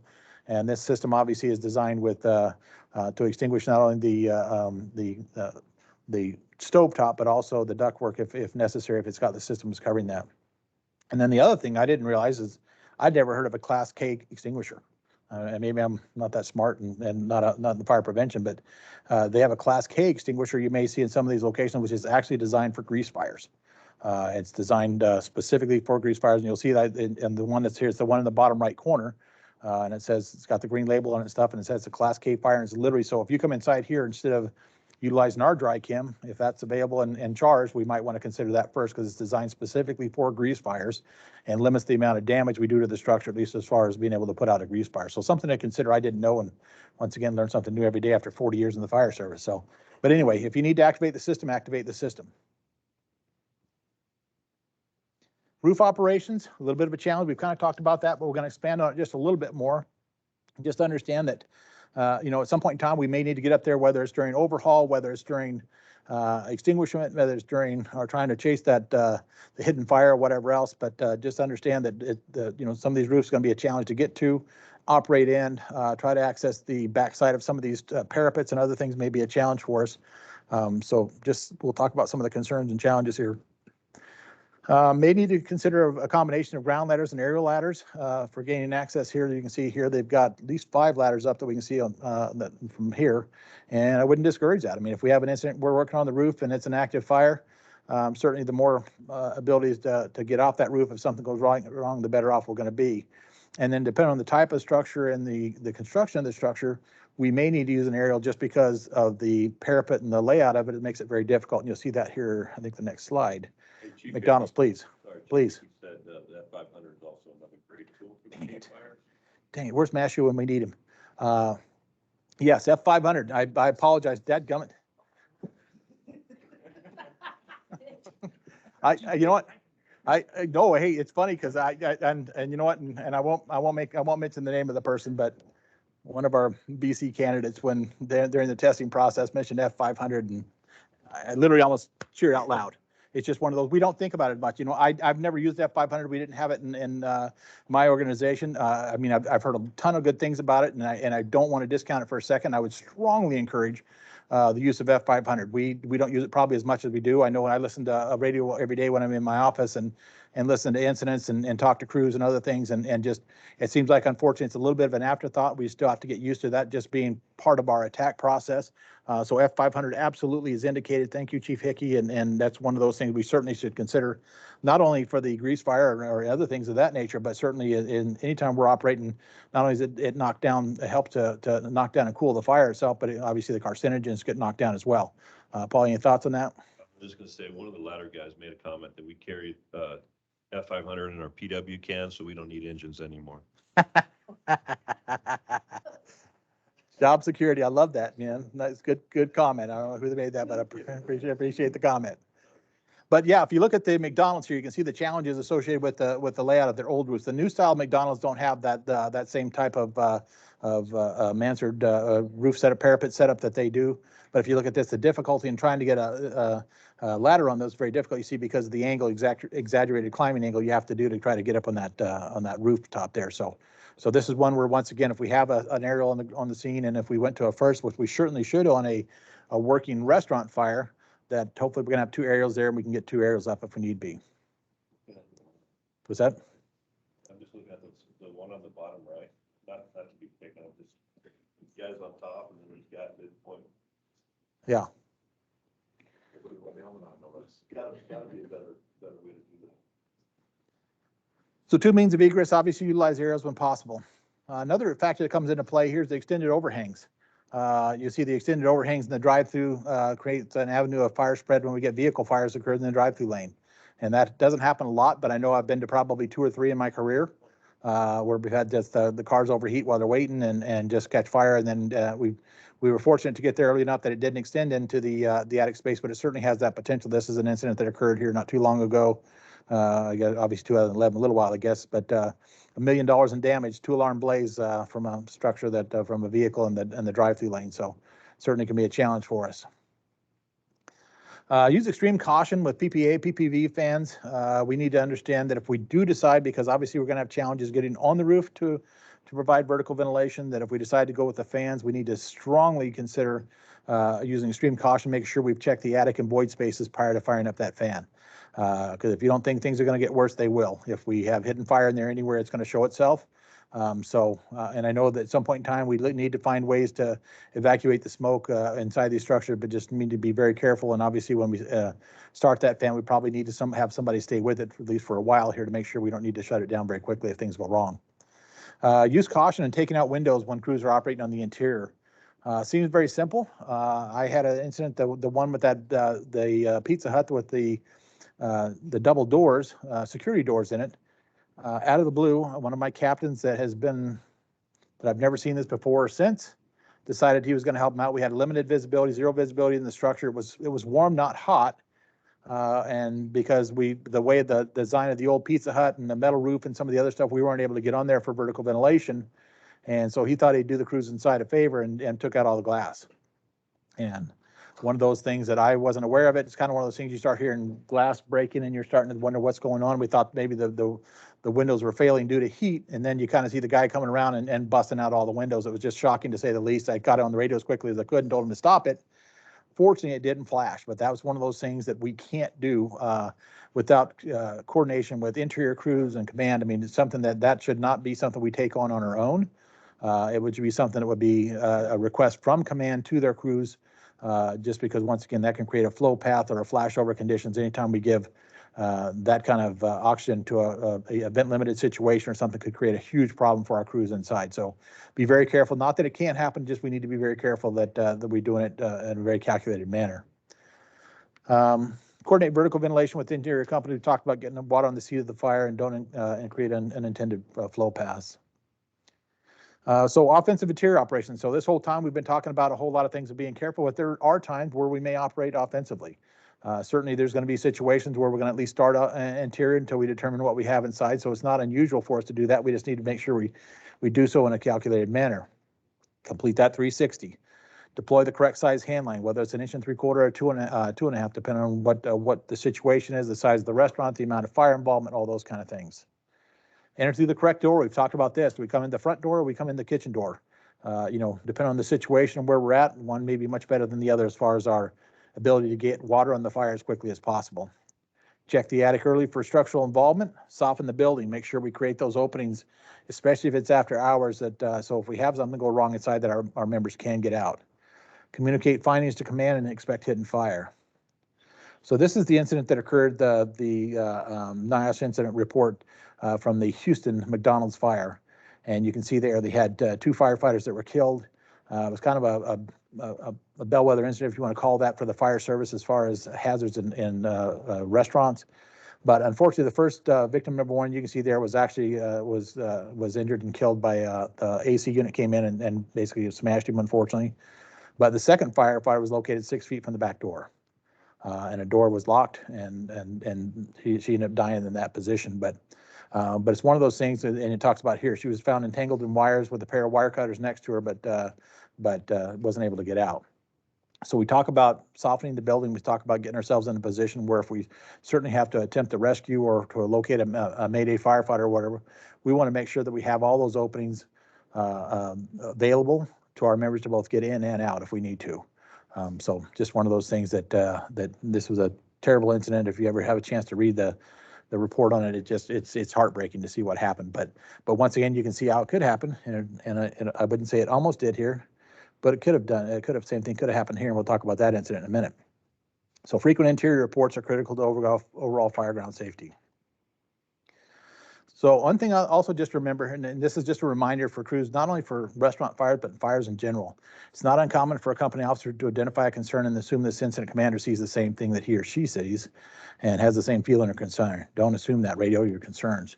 This is one of those, I've had a number of situations where we've had a near miss, a close call, or something went wrong, and man, you start talking to the company officers afterwards. They say, dude, man, I thought you saw that. I saw that getting ready to look like things were getting ready to flash. And I figured for sure you knew that. And I'm going, man, I'm outside in a truck or Suburban here that may be partially blocked by an apparatus, or I'm only seeing, one side of the structure. So if you see something, say something. We talk about that all the time. If you're seeing conditions that are changing, getting better or worse, make sure you relay that stuff to the incident commander. That makes a ton of difference as to whether or not we're going to stay inside or whether we need to get out earlier versus later.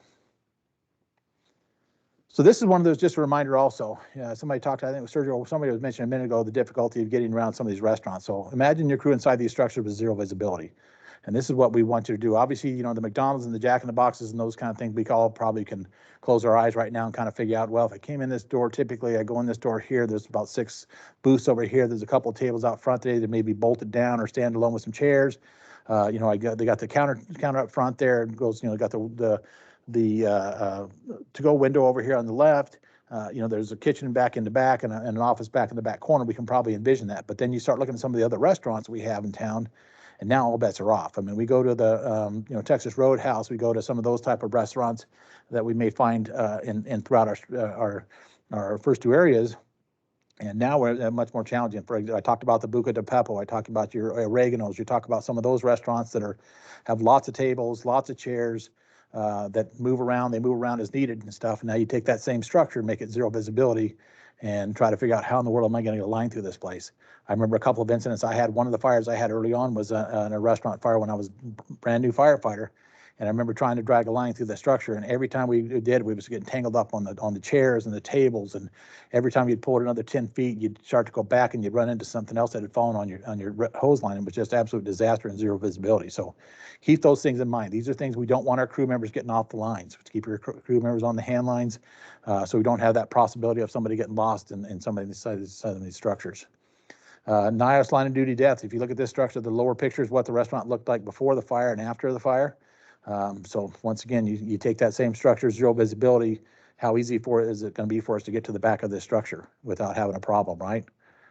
Those are things we need to consider. Some more structured fires. You can see these fires, they're burned to the ground, obviously, but you look at the kitchen area, you look at all the challenges with the stuff falling down from the ceiling, wires hanging from the ceiling, materials, just storage materials and everything else all over the place. Just a lot of challenges trying to operate in a limited visibility, high heat conditions in these type of structures. This is a restaurant layout here. Imagine this restaurant you coming in the front door on the bottom right there and trying to work your way back, doing something like this. How easy is that going to be for us to do, right?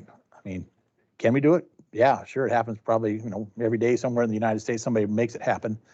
But how dangerous is it for us to do in limited visibility? Could we have done the same thing coming in that back door from the left side and just going in and making a quick left and getting into the same area versus working our way 180 feet through the middle of the structure and limited visibility and through all the obstructions and everything else, right? So these are just things to consider and some of the challenge that you're going to face as a company officer when you go to restaurant fires.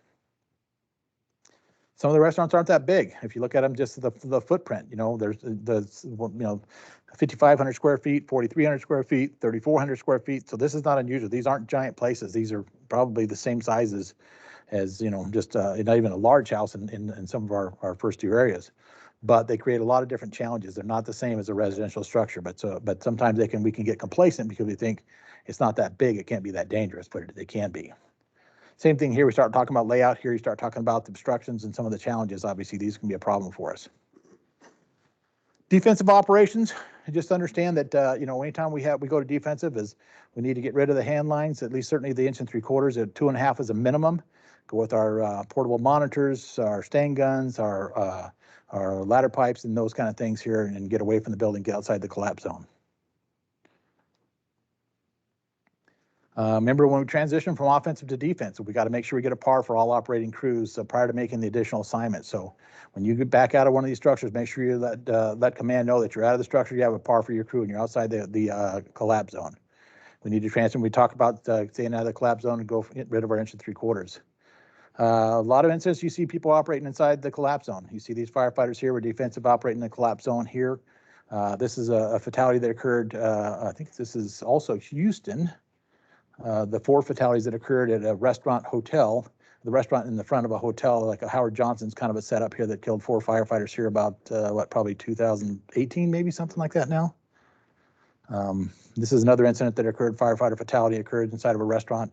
Once again, this was a strip mall restaurant, but same concept where we had crews inside and the roof came in on them in a 0 visibility environment. You can see here, this is a McDonald's incident. They already had a partial collapse. The incident commander pulls in, they got a crew operating right here. You obviously had fire collapse already here, and this is about 60 seconds later on the timeline here. But if that same crew was operating in the McDonald's here, they could have been in some pretty significant trouble. But you see this here, it's 7 p.m. McDonald's, you wonder how in the world, this is early in the process. The battalion's just arriving, and this McDonald's already this involved. You just scratch your head and go, what the fudge, man? How did we get this far along? Well, this is, once again, maybe one of those situations where it'd been burning in the attic for the last hour and a half since the fire that they thought they'd extinguished. We talk about these mixed use places. Watch the firefighter on the right. See the facade there is leaning. He's too close. We're already defensive on this structure. And it comes down and smashes him. So just one of those things where you go, you know, be careful, stay out of the collapse zone. Once we go defensive, there should not be, unless you have an explosion, there shouldn't be any reason one of our folks would get hurt and once we're defensive in these situations. So beware of the mixed use buildings. This is, I think, a gas leak, and I didn't really explain it very well in the video. College junior or Hardy's, same thing. I don't know if it's, I don't know if it's vacant. I'm not sure what's going on. It may just be before it's open. But we've got crews operating inside. Looks like a gas leak to me. We have roof collapse or backup. I'm not sure what we had. But let's see. Yeah. I'm not sure because you can see fire over here in the window, so I'm not sure if that was some kind of flashover or something else. I'm not sure exactly what happened, but it looks like a gas leak. You can see them pulling firefighters out here in a second. There's a near miss here, obviously.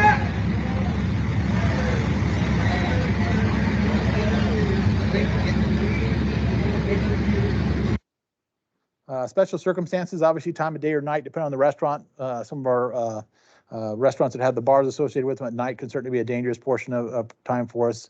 Obviously, Cinco de Mayo, St. Patty's Day, those kind of holidays, when those kind of factors can be an issue for us. But, you know, trying to clear out something like this when you have a minor fire in the kitchen that you're trying to gain access to, not easy to do. You know, these are challenges for us, right? When you're going, fudge, man. You know, you ask if you have an occupant reported all clear. I don't know. Fudge, this place was packed, man. I don't know. So we may have to do some things to try to get creative and get a quick search on some of these structures.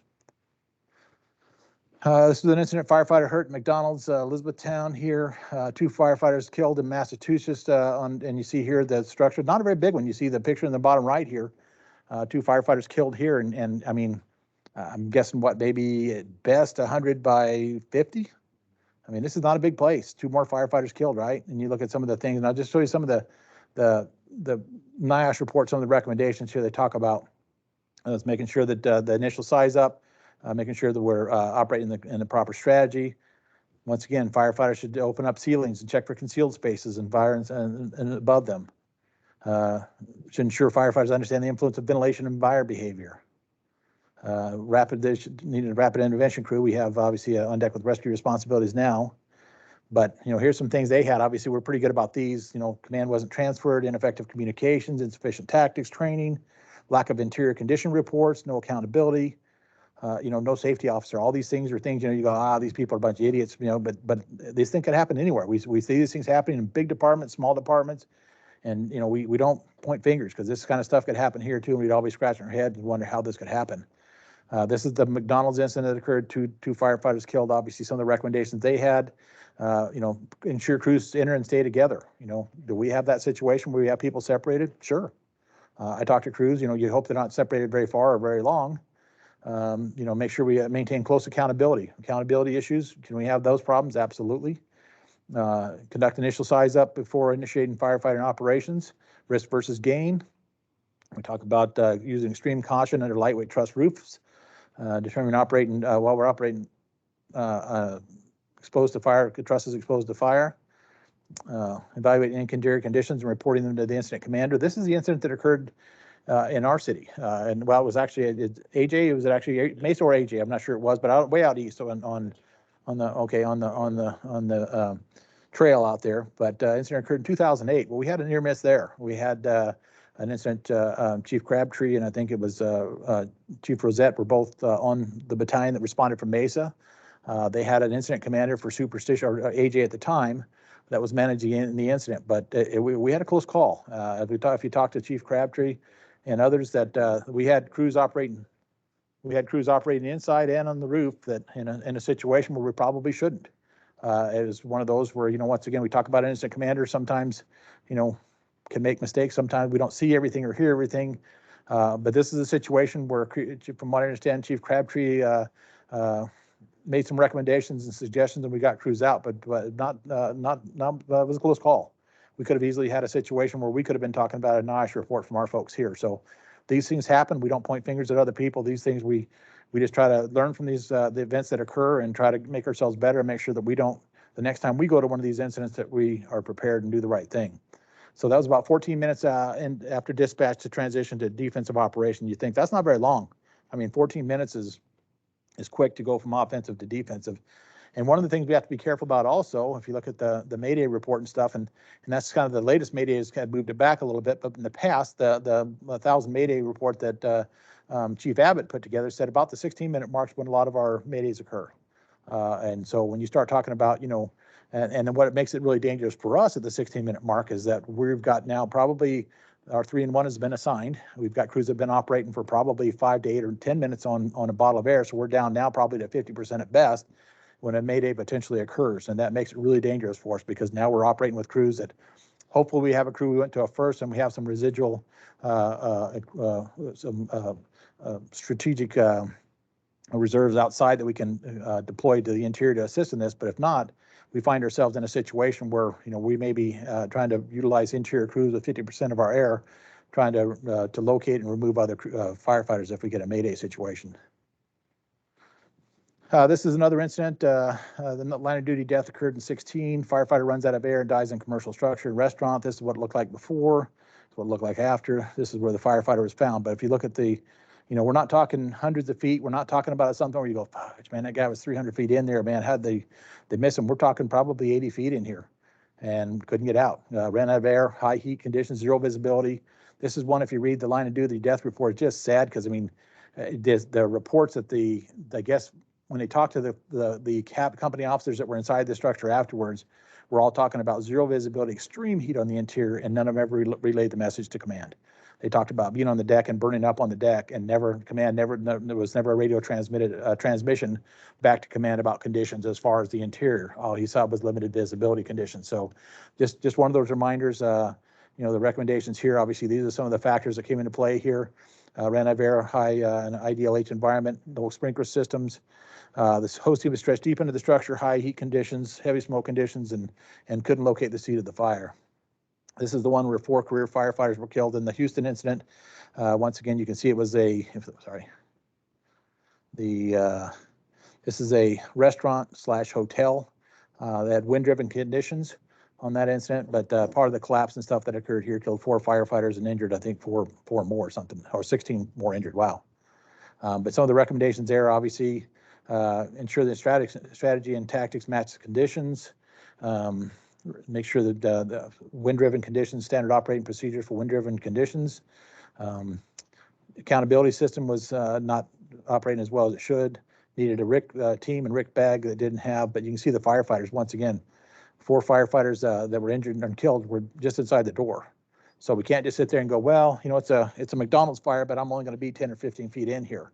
That's not the way it works. If we're inside under the trusses, we have potential for a fatality to occur. And so we need to be careful on those things. 16 minutes from dispatch to collapse.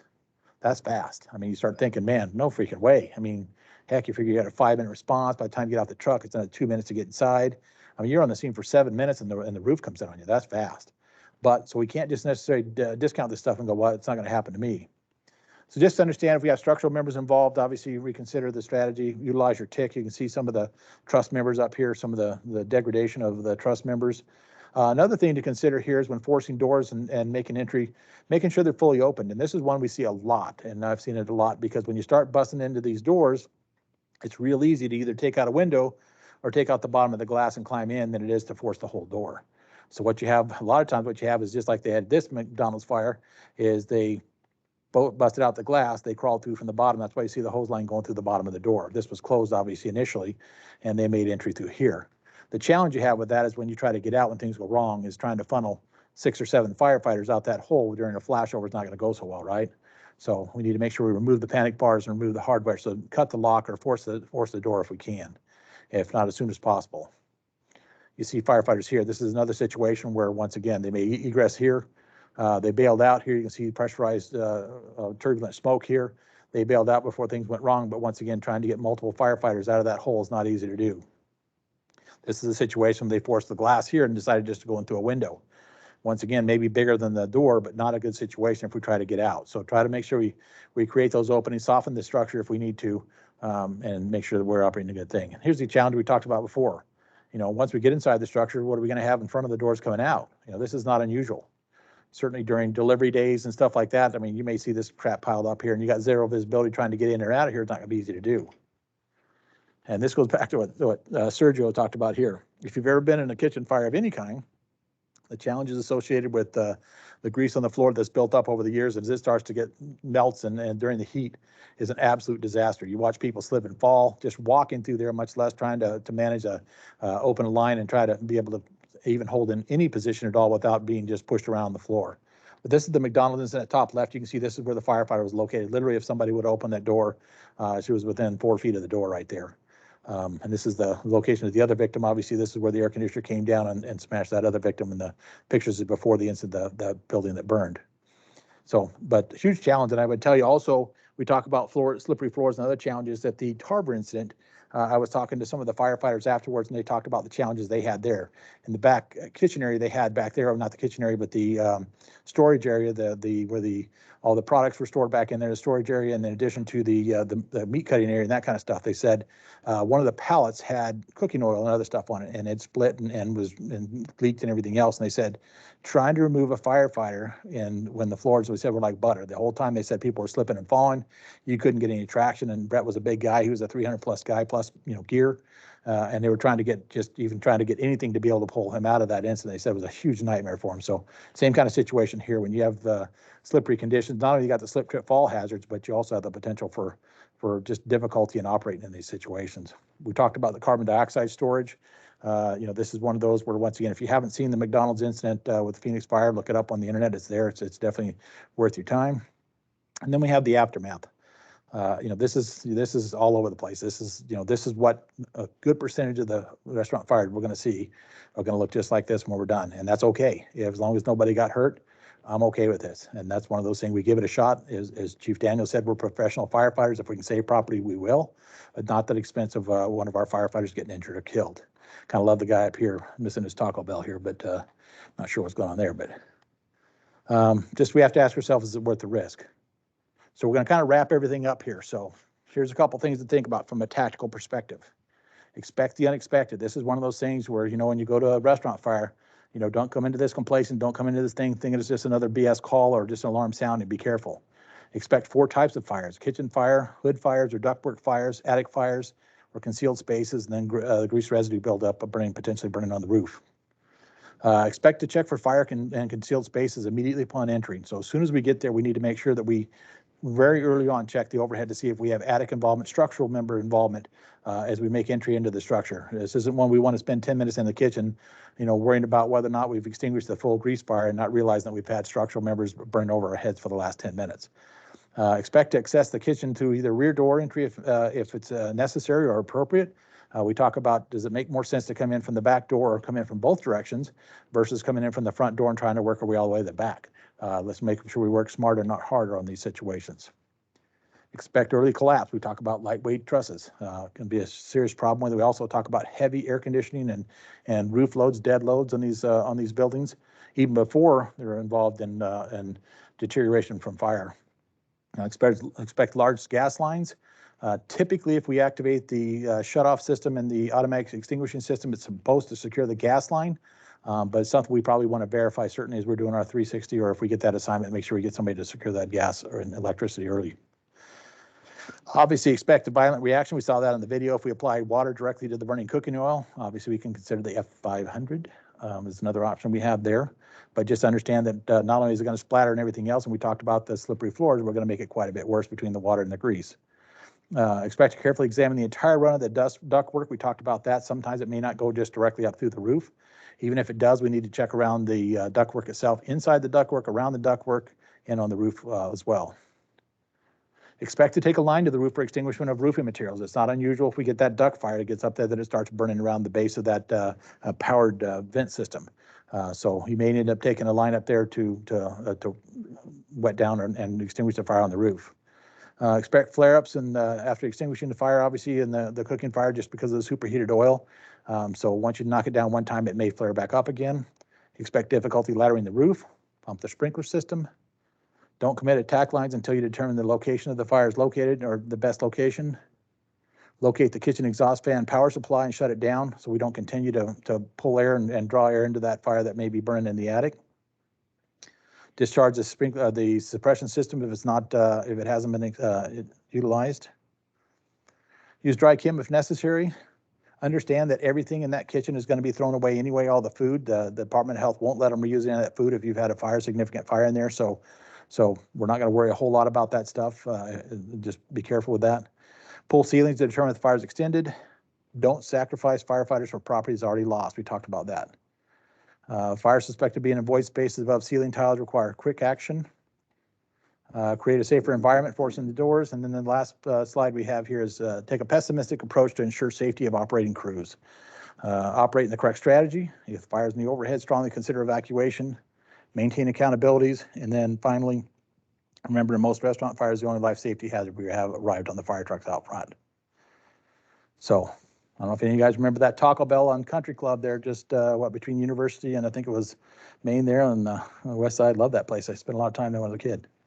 Anyway, any questions from anybody in class? Any additional comments from East Deputy Safety? Anything as we kind of wrap up this portion? Chief, I was going to hit just a quick comment, just to reiterate. And I know towards the end there's a couple slides where it showed firefighters in and getting ready to enter, or maybe had just entered inside a structure where you saw pretty significant turbulent smoke. And one of the things that you were in your closing there was right there. If you kind of take a look at that picture right there, whatever's going on inside that structure, there's no question that there's active fire in there.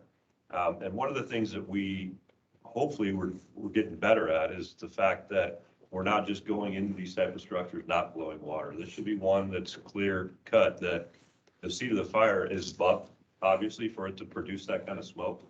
Probably the conditions inside are not only hot, but there's zero visibility.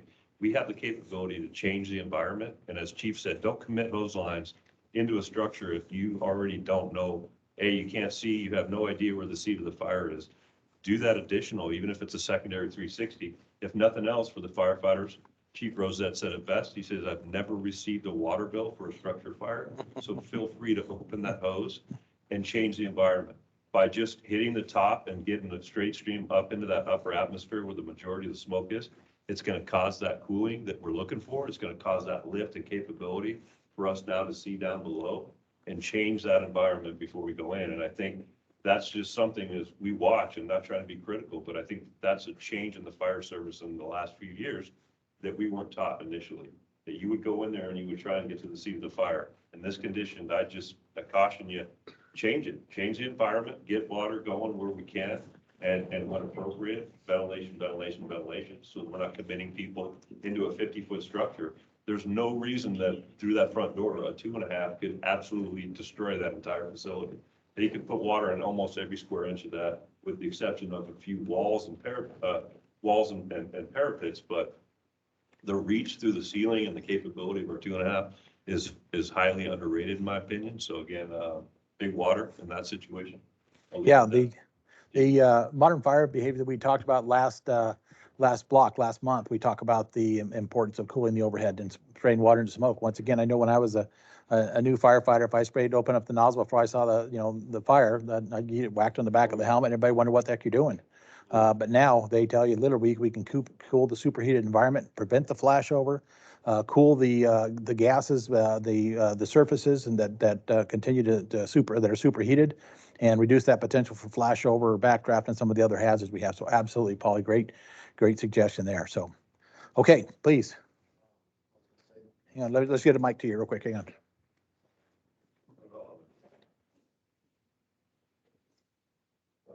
I was just gonna say, man, some of the things, especially with zero visibility, and it sounds very simple, but like have a plan.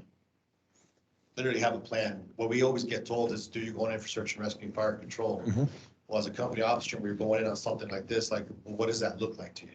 You know what I mean? It's like one of the things I told my guys is that when we go in, we open these structures, we're not going in, walls to the walls type of thing. I was like, let me go in about 5 feet with my thermal, try to let my thermal adjust, let my eyes adjust to the thermal and figure out what my game plan is. Are we going left? Are we going right? Or on something like this, can I see, be like, do the heat's way on the other side?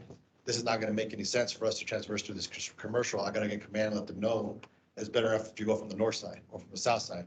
But again, it sounds simple, but if you ask a lot of guys, sometimes, this is me too, this is mistakes that I was making, where it kind of kicked me into gear, was like, before we go into something like this and I can't see, what is my damn plan?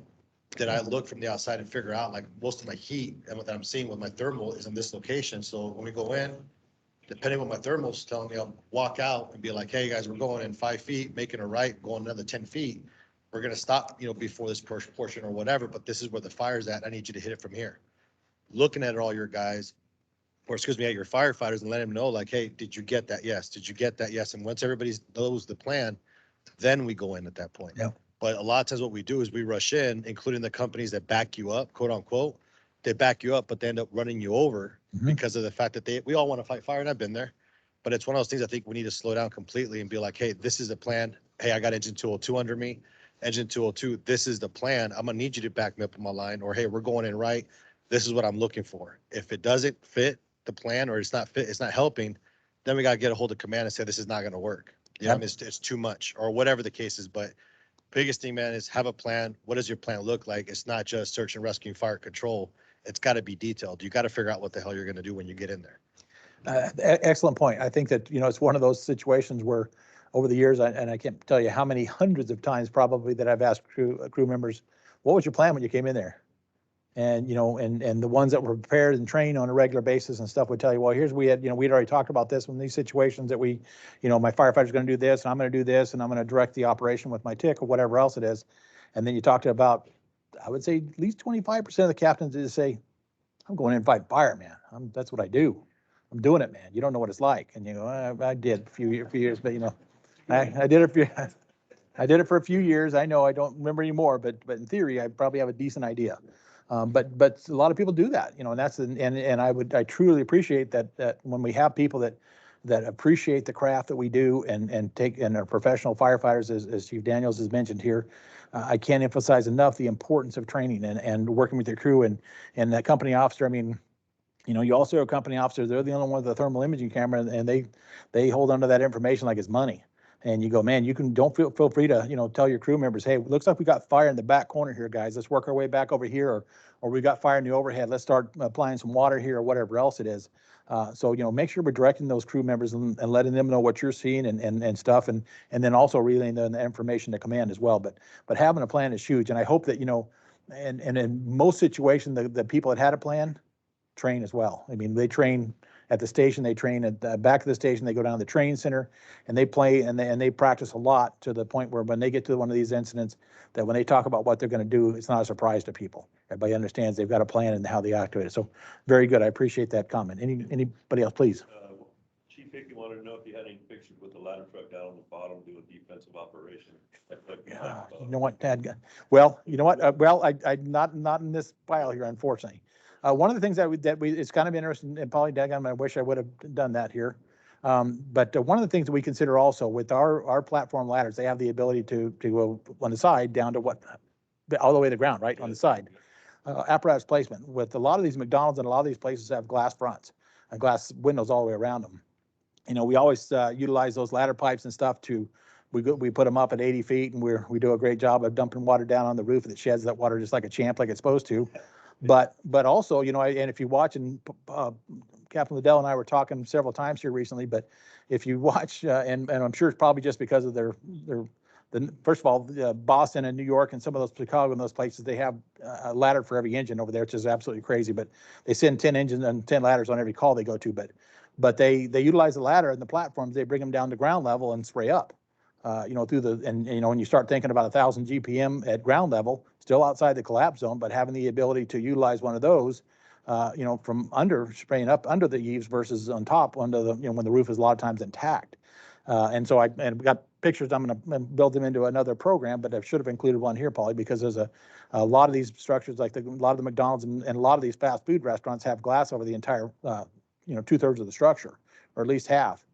So certainly in operation, you know, an incident that we have when we've got a ladder with good placement outside the collapse zone, that we have the ability to operate both above and down at ground level and have great access and extinguishment capability. So change the environment pretty quick. Sure. Today, one of those, like you said, you watch the video, it's amazing. 30 seconds, what a couple thousand gallons of water can do punching through the top section, hitting the roof. And they turn these strip malls fully involved into basically like we do with an 1 3/4 inch. Mhm. They just have that ability to kind of just convert it, and then they put crews interior and they go finish it off. So other tactics, other thoughts. Okay, any questions from anybody else? Any comments? Anything else? And otherwise, we're going to take about 5 minutes here, and then we're going to come back and do some tax sim. So let's take a 5-minute break. We'll come back at about 12 to 15 after, and we'll do some tax sims. Great idea.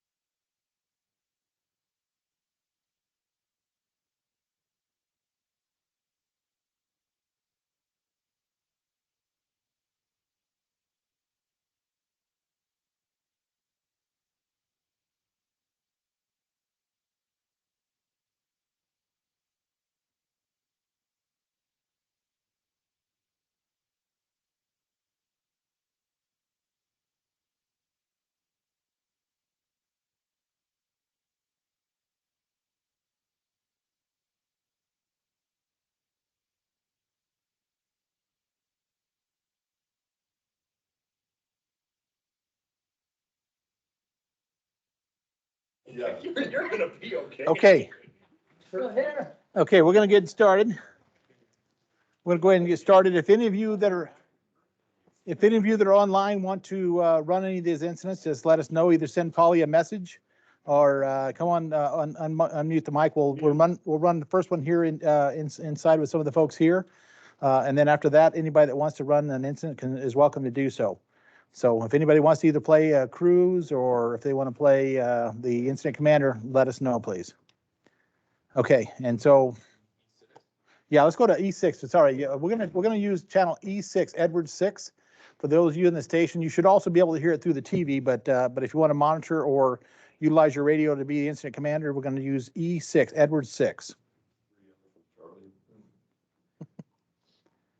Okay, you want to run the first one? Okay, so anybody volunteer to be companies on the line? If not, Polly, I can be the companies as well. So. I just told you to jump in, so. Okay, and I'll do that. Okay, so here we go. So you're gonna have, we'll open this thing up and then you'll have, just give us your on-scene report whenever you're ready. So this will be a 3-in-1 assignment for possible structure fire, 2002 North Country Club Drive for engine 211, engine 218, engine 201, ladder 201, East Deputy, Battalion 271 at the Carl's Jr., 2002 North Country Club Drive for engine 211, engine 218, engine 201, ladder 201, East Deputy, Battalion 271. Engine 211 to alarm on train channel E6. Engine 211, go ahead. Engine 211's on scene at 2002 North Country Club Drive. Got a typical Carl's Jr. An obvious working fire, smoke and flame seen on the south side. Engine 211 will be Country Club Command, command will be mobile, the offensive strategy, pulling a 2.5-inch attack line for transitional attack, 360 to follow. Accountability and IRA will be established in engine 211. Stand by for a follow-up report, balance to a first alarm.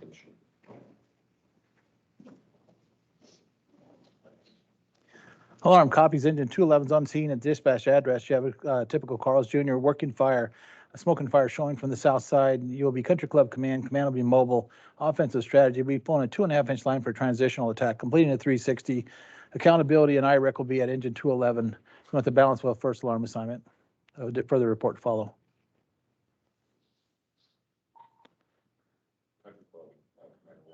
Country Club Command, go ahead. Water supply is established. Water supply established at engine 211. Also, the 360 just shows majority of the fire seems to be coming out of the front of the structure, but you do have active fire interior.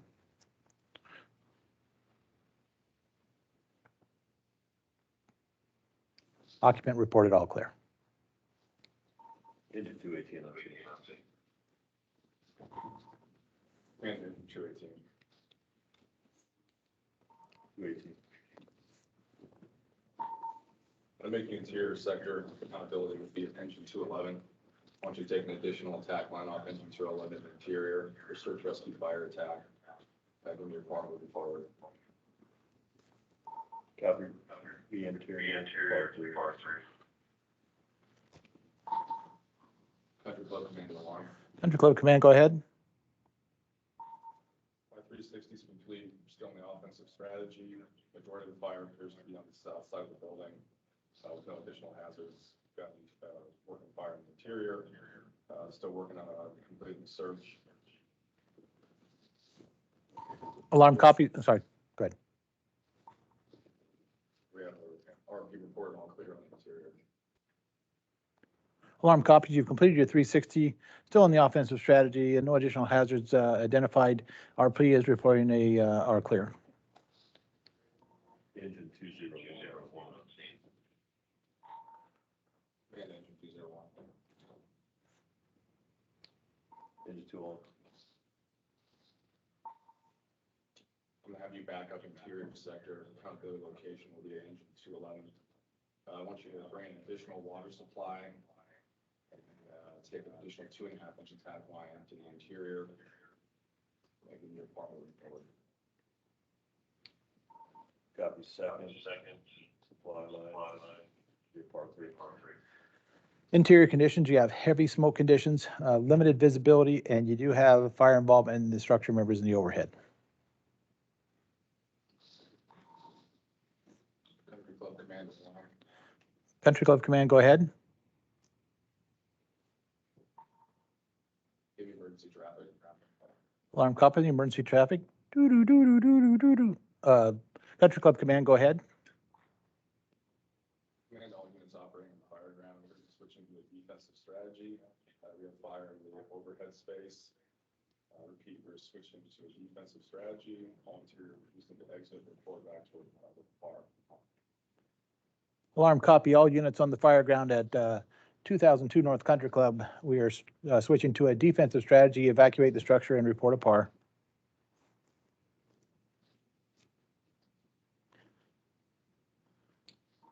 Letter 201.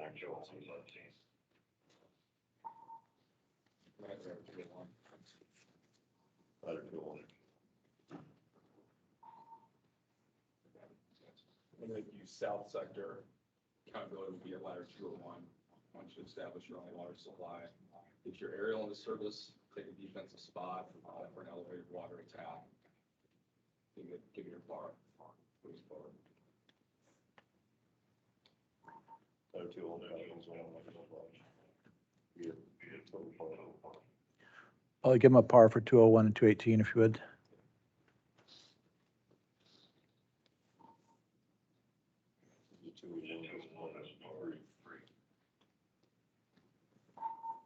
Man, copies of the Davis is 18, you can go home. What? 218. I got it. man, copies of 18 as well.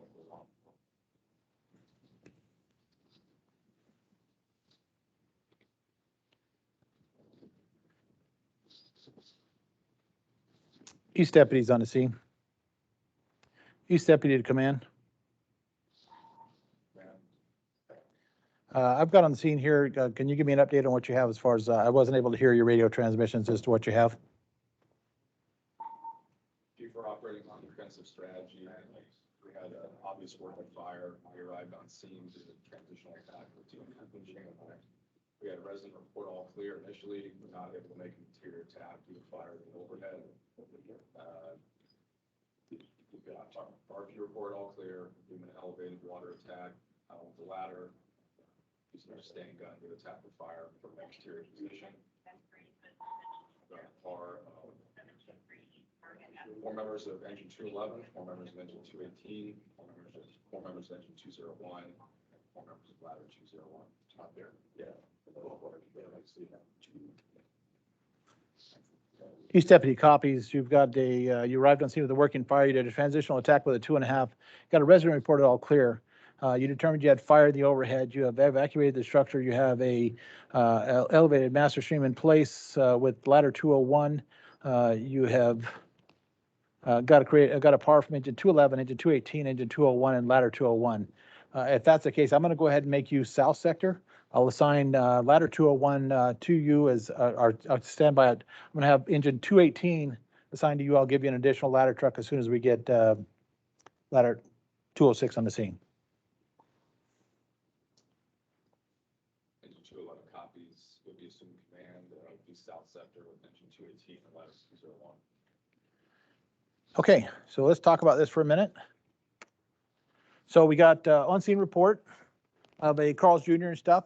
I don't think that if you have buildings that are designed and are configured normally, certainly like if you arrive on a McDonald's and it's a typical McDonald's, I would say you're more than, I think, comfortable to say it's just on the scene with the typical McDonald's or Jack in the Box or whatever else.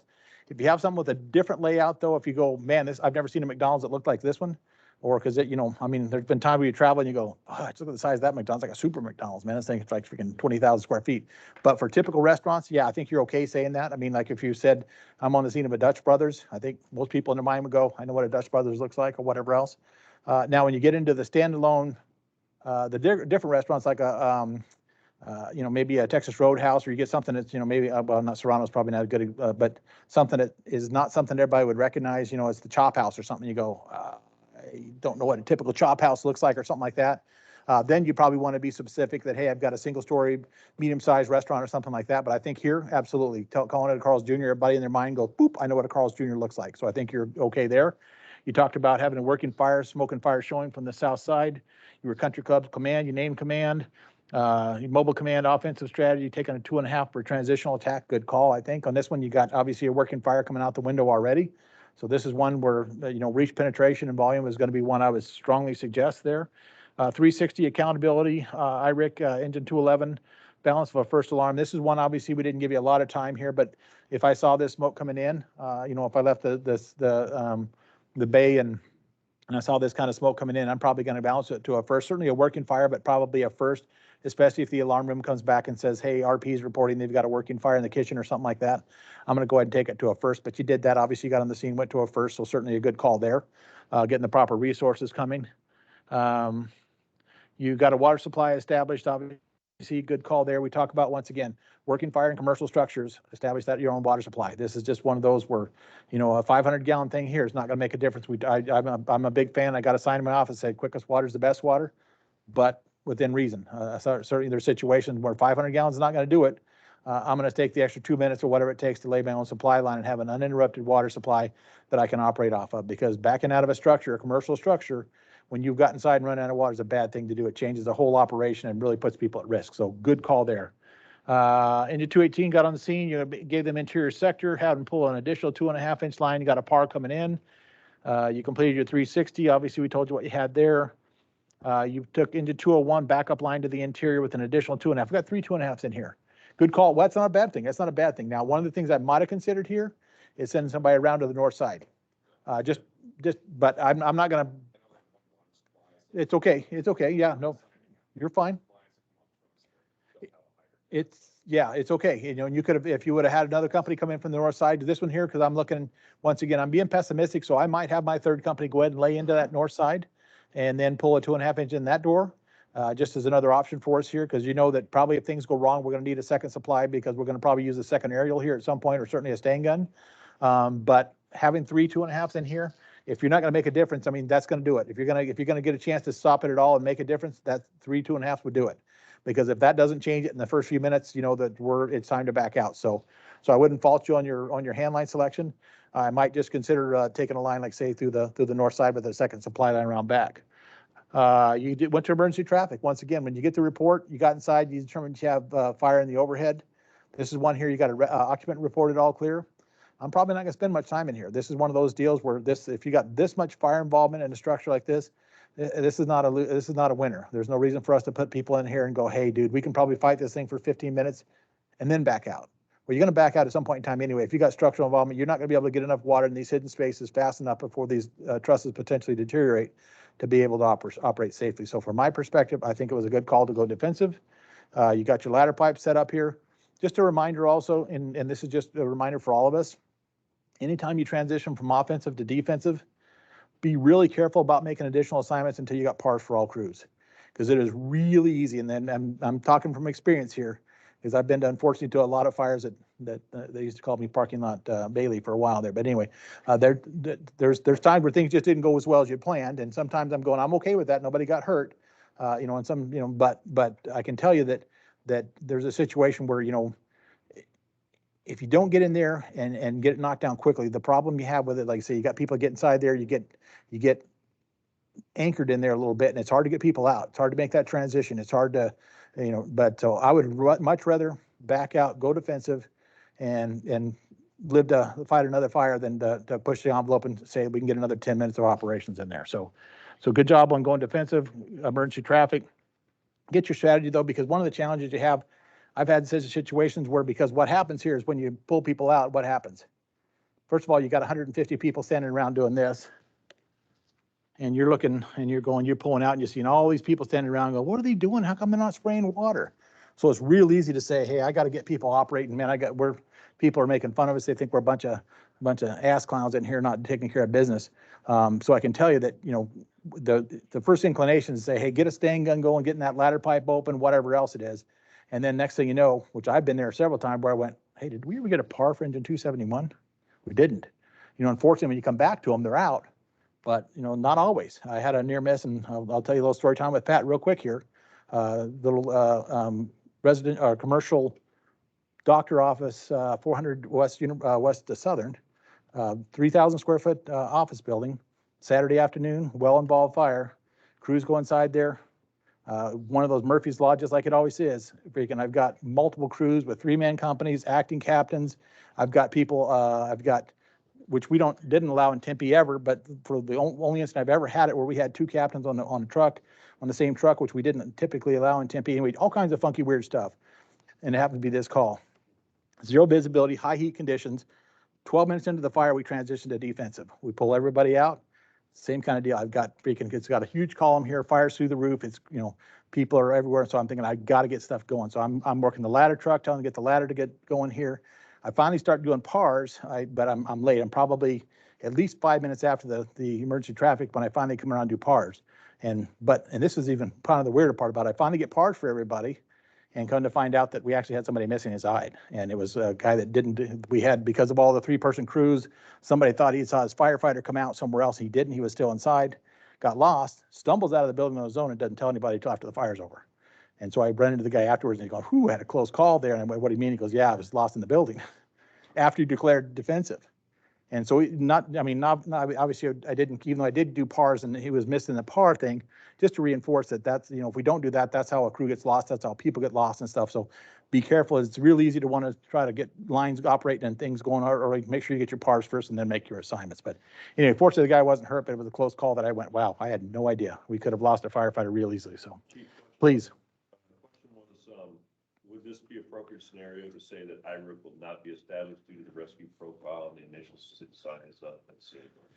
Well, here's what I would tell you, and this is technically the policy says IRIC has to be established if we don't have a known rescue, even though you can sit there and go, well, this is a daytime, it's lunchtime, you got somebody in the drive-through, man, this really looks like we could possibly have somebody. IRIC, the policy is, unless you have a known rescue, just a suspected rescue is not enough. You still have to establish IRIC. So I would tell you that now, if you pull up and you still see people coming in and out of the building and you're going, okay, now I know I don't have an all clear. I do have a potential rescue situation. And now I'm going to say I might take, but I'm going to get on the radio and say that I'm going to take the IRIC exception. It appears we've got people still inside the structure, and I'm going to declare that. But just to say, there's a potential of somebody being in it. Well, there's a potential of somebody being in every building we go to, and somebody, yeah. Yeah. Sure. So I would tell you, technically IRIC is still required.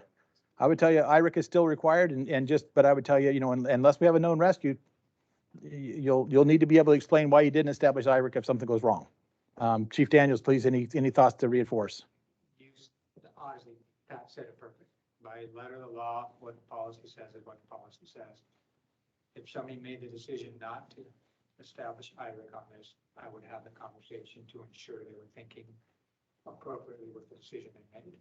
So I wouldn't tell you right now, black and white, yes or no, other than it should be a non-rescue situation. But you pull up on this, you say, I thought I saw somebody in the window. Perfect. You made a decision that was calculated on what you saw.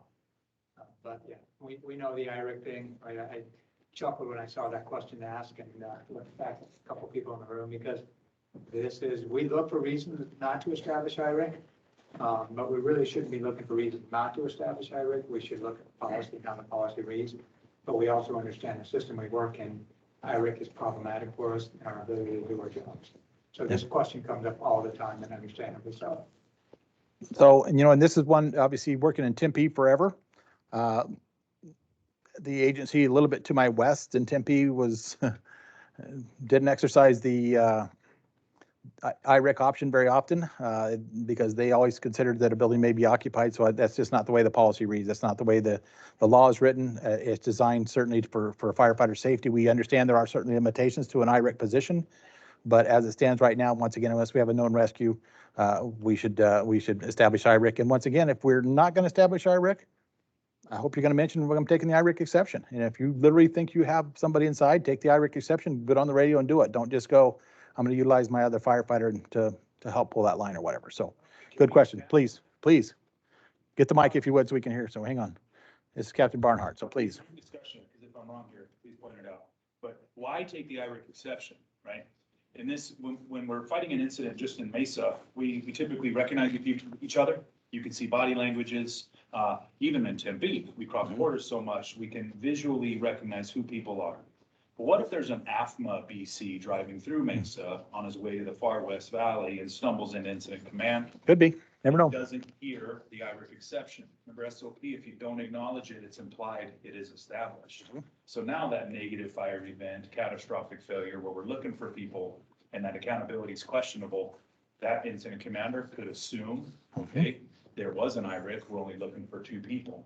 That's why we do the IRIC exception, so we know, hey, they went inside with 3 predictably because one's at the pump, right? Yep. And that's, I just got asked Sure. that question when we were at the captain's chapter. Well, and I think the other thing to consider there is just, once again, if somebody gets on the radio and if I'm responding to a call at the battalion and somebody gets on the radio and says, I'm taking an IRIC exception, I may add an extra ambo. I mean, there's something going on there, at least in my opinion, that somebody thinks we've got a significant chance for a victim inside here. I may upgrade the incident or something like that. So if it's just because I like having my 3rd firefighter inside, that's not a good system to be utilizing. Once again, the way we have right now is to establish the IRIC and play by the rules. And then if we have something else going on, obviously we'll absorb your firefighter, we'll release your firefighter if whatever's indicated, whatever's appropriate at that point in time. But establish the IRIC if it's appropriate. So, okay. Anybody volunteer to go? Please, you got another comment, Chief Dan? Okay. Anybody want to volunteer to take the next incident online?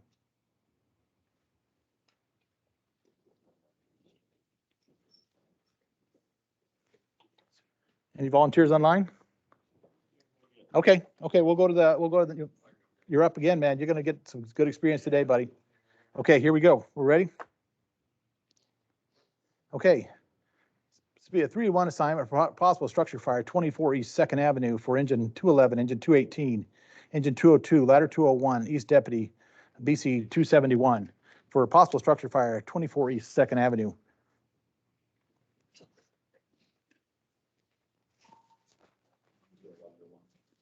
Engine 211, go ahead.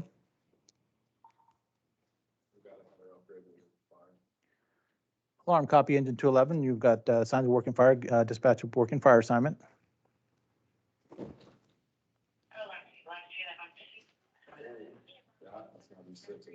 Was that E6 or did you go somewhere else? Tell disregard on that one. So. Disregard that last transmission. I'm on the wrong channel, to be a training channel.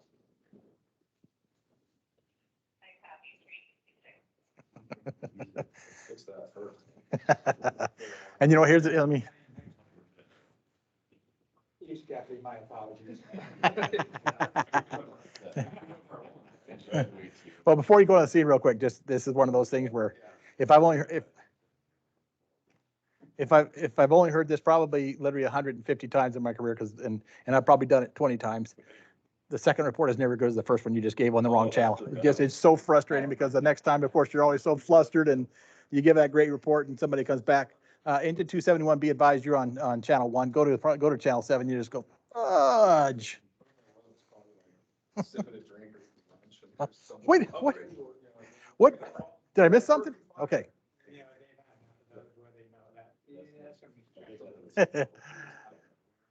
Okay, so we're back to on-scene report whenever you're ready.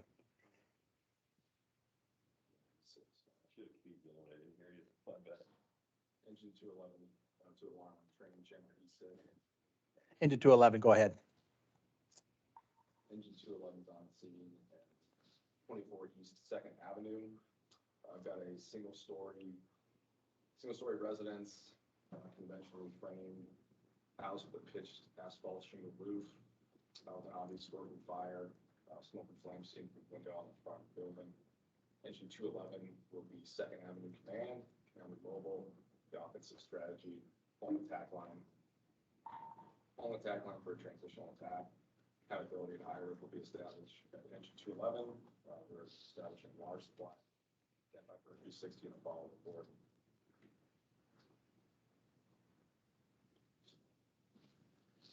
Alarm copies, engine 211's on scene and dispatched address, single family residence. You have conventional frame, pitched asphalt roof. You have a working fire, smoke and flame showing from the front of the structure. You will be Second Avenue Command. Command will be mobile, offensive strategy, pull an attack line for a transitional attack. You have a water supply established, conducting a 360, further report to follow.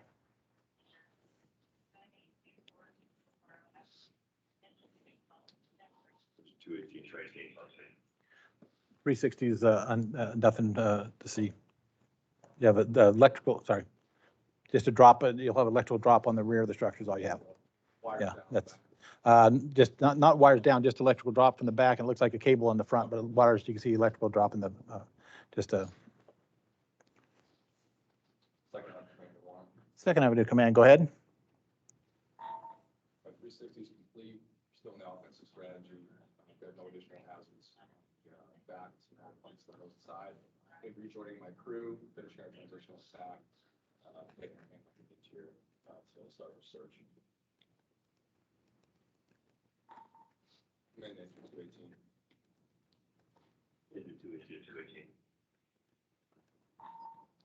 I'm gonna have you back me up on the interior. I want you to have your engineer, call my engineer, take additional plan line off engine 211. Back us up on the interior for search, rescue, fire, down. Give you a far moving forward.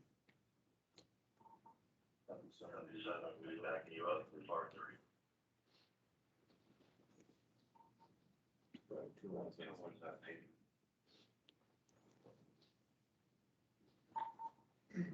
Man, ladder 201.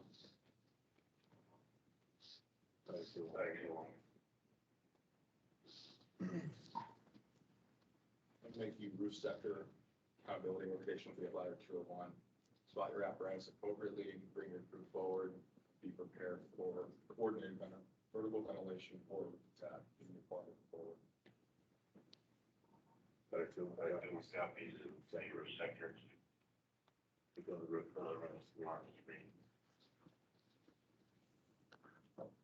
Alarm to Second Avenue Command. This will be your 5-minute elapsed time notification. Yeah, copies 5-minute elapsed time notification. Still in the offensive strategy. Still working towards primary search. Alarm copies, you're still in the offensive strategy working toward primary search.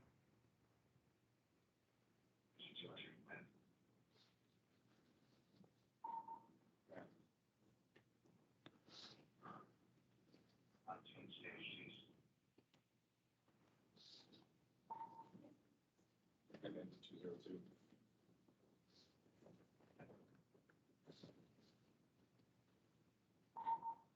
I'm gonna make you south sector. Accountability location will be at your unit.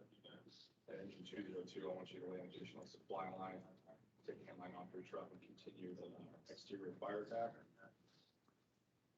Give me your plan moving forward.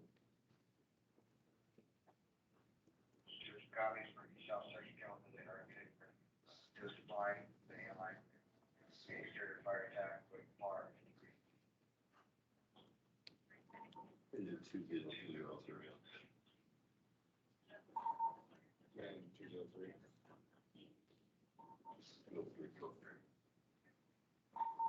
Make you on deck rescue. I want you to complete an additional 360 if possible. Secure water supply, obtain a charged hose line, monitor the radio, and some of the rig guidance. Give me your bar.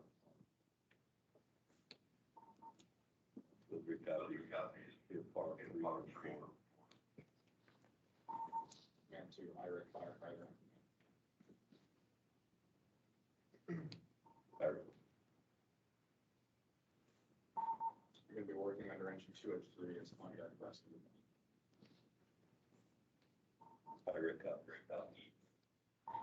Command engine 203.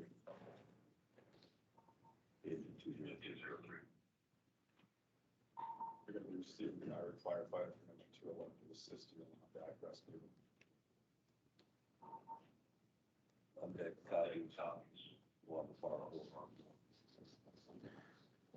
East deputies on the scene.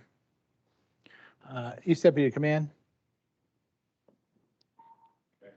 I copied your 360 report, and I copied also that you had engine 218 coming in with a backup line to assist your crew. I did not copy the remainder of your assignments. Can you repeat the rest of your assignments for me? Chief, on the offensive strategy. yes, sir. Okay, obviously working fire on the south side of the building when we arrived in the transitional attack. Got 2 units on the interior with a PAR engine 202 with a PAR 4 south sector, continuing our exterior fire attack. Fire 201 going to the roof for vertical ventilation or roof attack for the PAR 4. I also have rescue established. I've not established rehab. We still don't have a primary hole there. East Deputy, copy. You arrived on scene. Your offensive strategy. You're still working on search and rescue. You had a working fire with from the front. You've done a transitional attack. You have 2 units operating on the interior. You have ladder 201 on the roof for a coordinated roof attack or vertical ventilation with a PAR of 4. You have not established rehab, and you have south sector established to work on the exterior fire. If that's correct, I'll go ahead and assume command. I'm going to go ahead and have you work under, or I will have you assigned as interior sector. Did you assign interior yet? I think you had 218 working under you, right?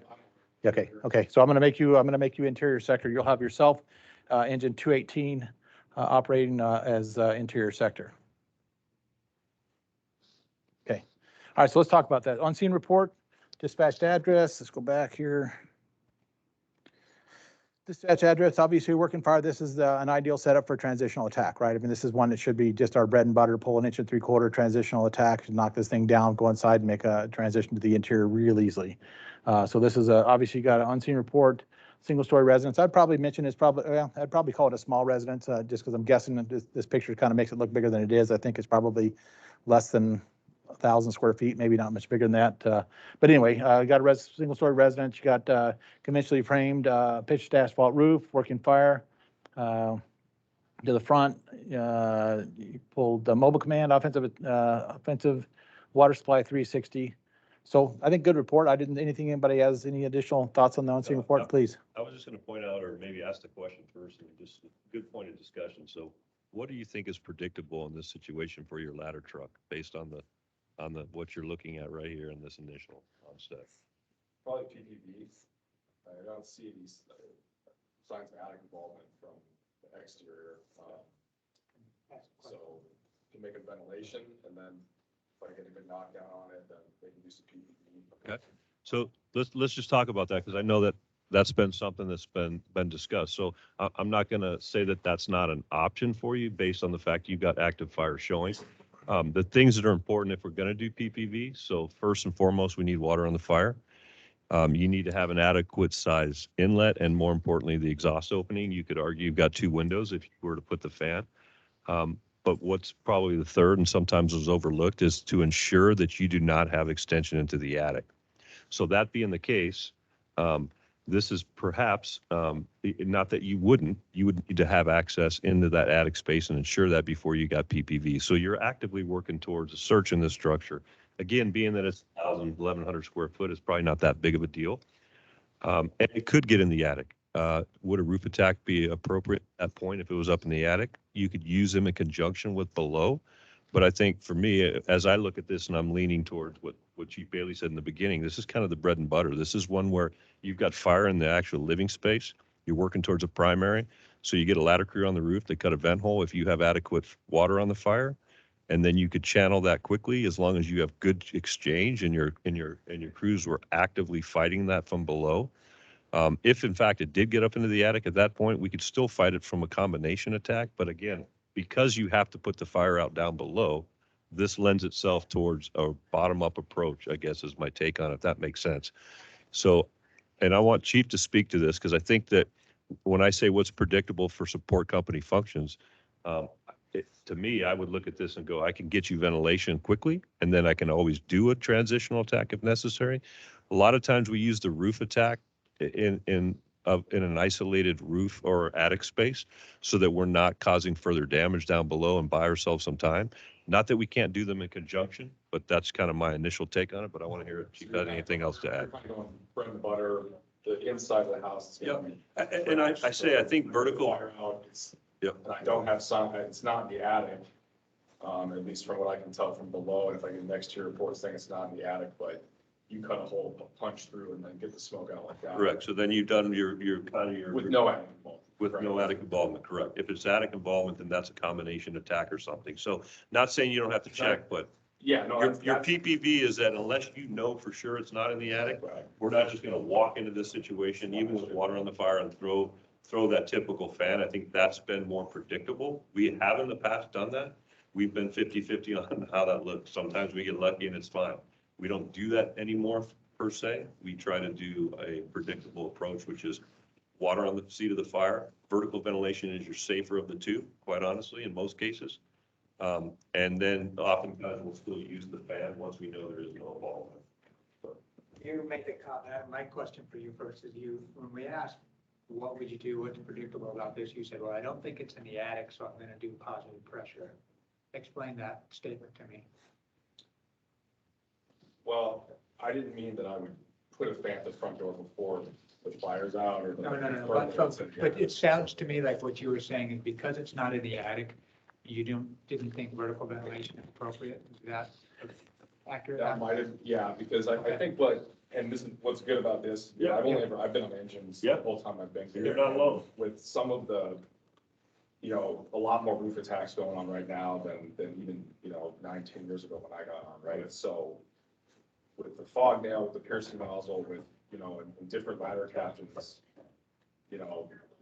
or engine captains would be like, why did they cut a hole there? We could have just got it from below, left the roof intact. They don't have to replace the roof. And then there's other captains that'll be like, let's do what we've been doing this for a long time, right? So let's cut a hole, quickly. And so I guess the confusion for me coming and testing for captain, but also trying to marry kind of what has been done since I've been on with some of the stuff that's happened the last few years is that I want to give, if I get promoted at some point and, I want to be able to give ladder captains, I don't want them to be like, he doesn't, nobody, because that's realistic. And I don't want to give someone an assignment that doesn't make sense because probably before I started testing, I would have just been like, go to the roof and do your roof thing because you're a ladder captain for however long. So do what you think is best, but then you're not really in command and you're not making an assessment on what's going on. So, and that's okay because maybe that's the element of where you're at with your command. You're not 100% sure, but you have a seasoned ladder captain that comes up and they're going to give you good. I ask my company officers, I'm sure Chief Bailey did this too. Often I will ask them, hey, this is what I'm seeing. What's your assessment on declaring fire control, on declaring mild stop, or on putting a hose line here? We trust our company officers to help us manage our incidents. With that being said, what I want to go back to, and this is why I really like Tactical Tuesday, and I wish we had a lot more participation, because everybody that's listening today, yourself included being here, you get an opportunity to hear something that might clarify something that as you've gone through the process of transitioning from your current position to becoming a company officer, that we often know causes confusion. So that statement you made me realize that, you probably don't have a real good understanding of why we do vertical ventilation. And given to where you're at with being an engine company, it's not a criticism of you. It's phases that all of us have been in our careers, okay? So I'll just make this hopefully real clear to everybody that, well, and I'll ask the question, and maybe for you and Chief Bailey, certainly I know Captain Liddell will weigh in on this, but when we vertically ventilate, especially something like this, which we would consider a bread and butter type of an operation for us, what is the purpose of that vertical ventilation? Are we doing it to put out the fire? it's to make it more tenable for us and whoever inside as an engine company. Right, so it's not supporting engine company. correct. There you go, perfect fit, right? So we're supporting the action to putting out the fire, but we're removing the product of combustion, obviously trying to reduce damage, so it's a support function, right? In this situation, what we've learned, we used to cut them, hey, get out there and cut as quick as you can. What we've learned is that coordination of it is really, really important. So we definitely need water and speed of the fire, and then the signs will tell you, open up that building as much as you can, because now we can get all that stuff out of there. The heat, the smoke, the additional damage things, obviously make the conditions more tenable, safer for our members.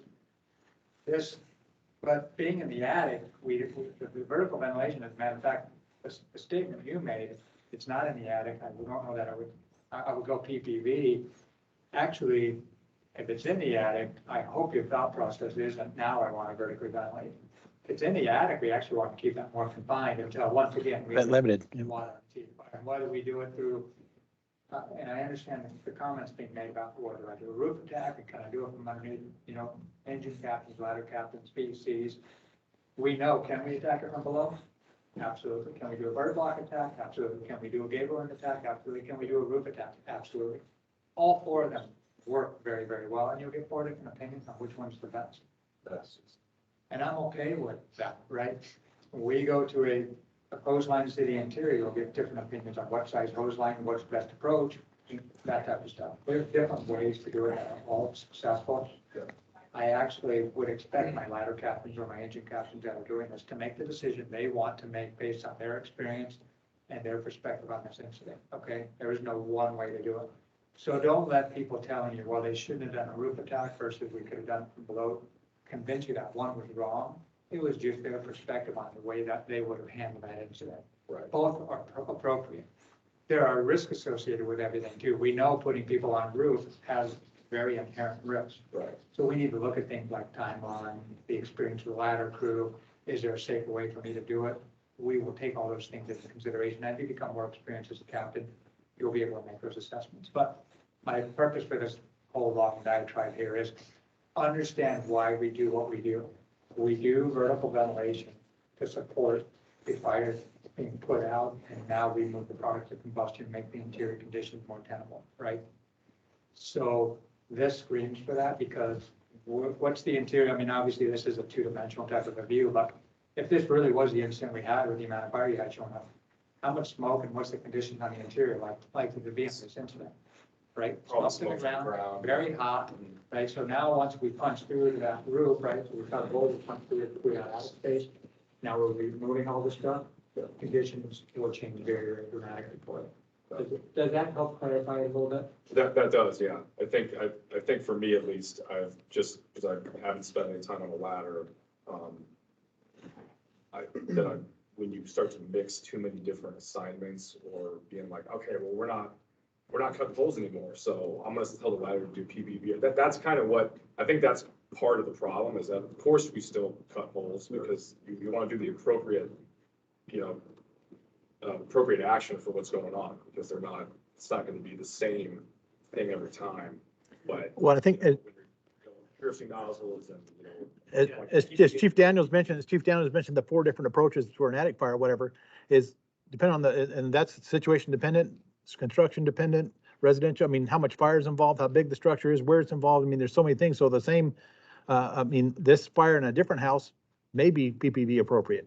In a different house, it may be vertical ventilation only, maybe whatever. So I'm just saying, so every time there's different approaches, and it's specific to the incident and what you're getting the reports, what you're finding, whether you got fire in the attic, not in the attic, whether it's room and contents, whether it's extended, there's 100 different things.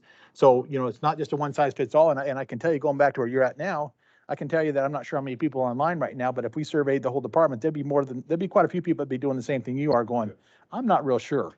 So this isn't, this is, sure. Well, modern fire, sure.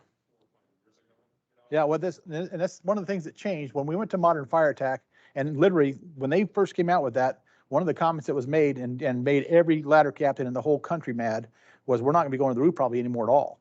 And everybody thought you'd lost your ever-loving mind. And even some of the cities around the valley really cut back on vertical ventilation. It was one of those where, it was infrequent. But then UL and everybody else kind of came out and said, no. We didn't say no vertical ventilation. We just said when it's indicated, when we have water in the seat of the fire, then we can open it up as much as we want. And once we get the fire, the water, the seat of the fire addressed and where it's not continuing to grow, then we can open it up and allow the smoke and product combustion and other damage limiter damage.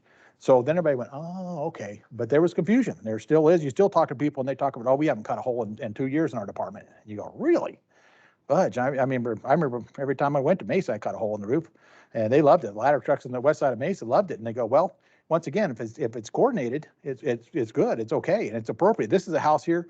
Ladders, and you talk about conventionally frame. This is a training exercise for ladder companies up here. This is probably tongue and groove, or just a well-constructed, a good solid roof. I mean, this is a great residence for now. If they have lath and plaster, maybe a little harder to punch through, But as far as vertical ventilation here, this would be fantastic. But once again, you also look at this block construction or whatever else it is here, it's going to be hot in there, and they're going to be looking for probably a little bit of relief. So as Chief Daniels mentioned here, it's not a one size fits all, and it depends on the situation you have, interior conditions, whether you have attic involvement, the construction of the structure, all those kind of things come into play here as to what we're doing, whether it's tile roof and those kind of things. So good. I think great discussion on vertical ventilation. A couple other things just to remind here also. If you look at this front porch, you see this the support member there? It's already busted here, it looks like. There's a video, and I should have included it here earlier, but there's a video of an incident that occurred in California, probably maybe 3 months ago that I saw, and crews were operating here and that front porch collapsed on them. And it's an old house just like this one, almost exactly the same. That's why when I took a picture of this, I thought this will remember me of it. But anyway, just heavy fire inside the structure, crews are inside operating, and this whole front left corner of the house just falls in on it because the front supports out there just gave way. It was old and tired. But these are incidents that were, once again, we try to reinforce this. This isn't a one size fits all.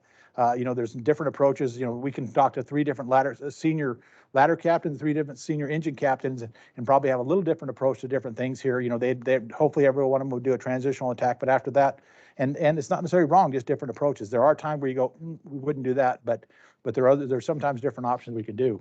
Chief, Please. So just to reiterate what Chief said as well, Chief Daniel, when you think of ladder companies, and I say this continually to people because I have these conversations, and I love, and that's why I asked you. I didn't mean to put you on the spot. I think this is happening across every station I go to.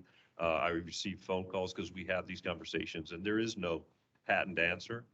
There's an overall response. We have to read it, and I like to say it this way. I was brought up mostly on ladders, and when I think of ladders, they're support company functions. So how do I best support the operation from a ladder perspective?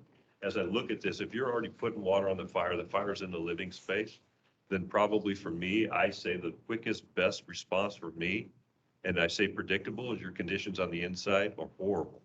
And for me to give you ventilation of some kind, positive pressure or vertical, in this case, vertical is probably more predictable and more whatever, but PPV is not wrong as long as I know it's still in that space where you're at. So if I give you ventilation and then I need to do something else later, that's, to me, is appropriate. You're trying to get a search, I want to help support that, support company functions. If this is an attic fire and it didn't start from outside the house or any of those weird things, and the engine crews walk in the house and there's perfectly clear conditions, they don't need my ventilation as quick as we need to get that fire under control. So maybe I go to the roof attack. It's absolutely, in my opinion, appropriate. Not against those. I just think sometimes we have a tendency, as I like to say, pull the 6 gun. And sometimes we just go, we're going to the roof attack. Well, the quickest way to get water on the fire is the way you did it. You did it through the window, and then you went through the front door and you finished it off. I supported that with vertical ventilation, if that helps. So again, you've got to read those conditions.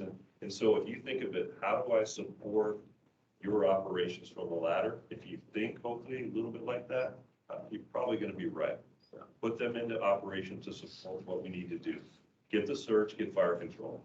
If that means we use our ladder for fire control in conjunction, do that. If it means getting the search and protecting our people, get them ventilation.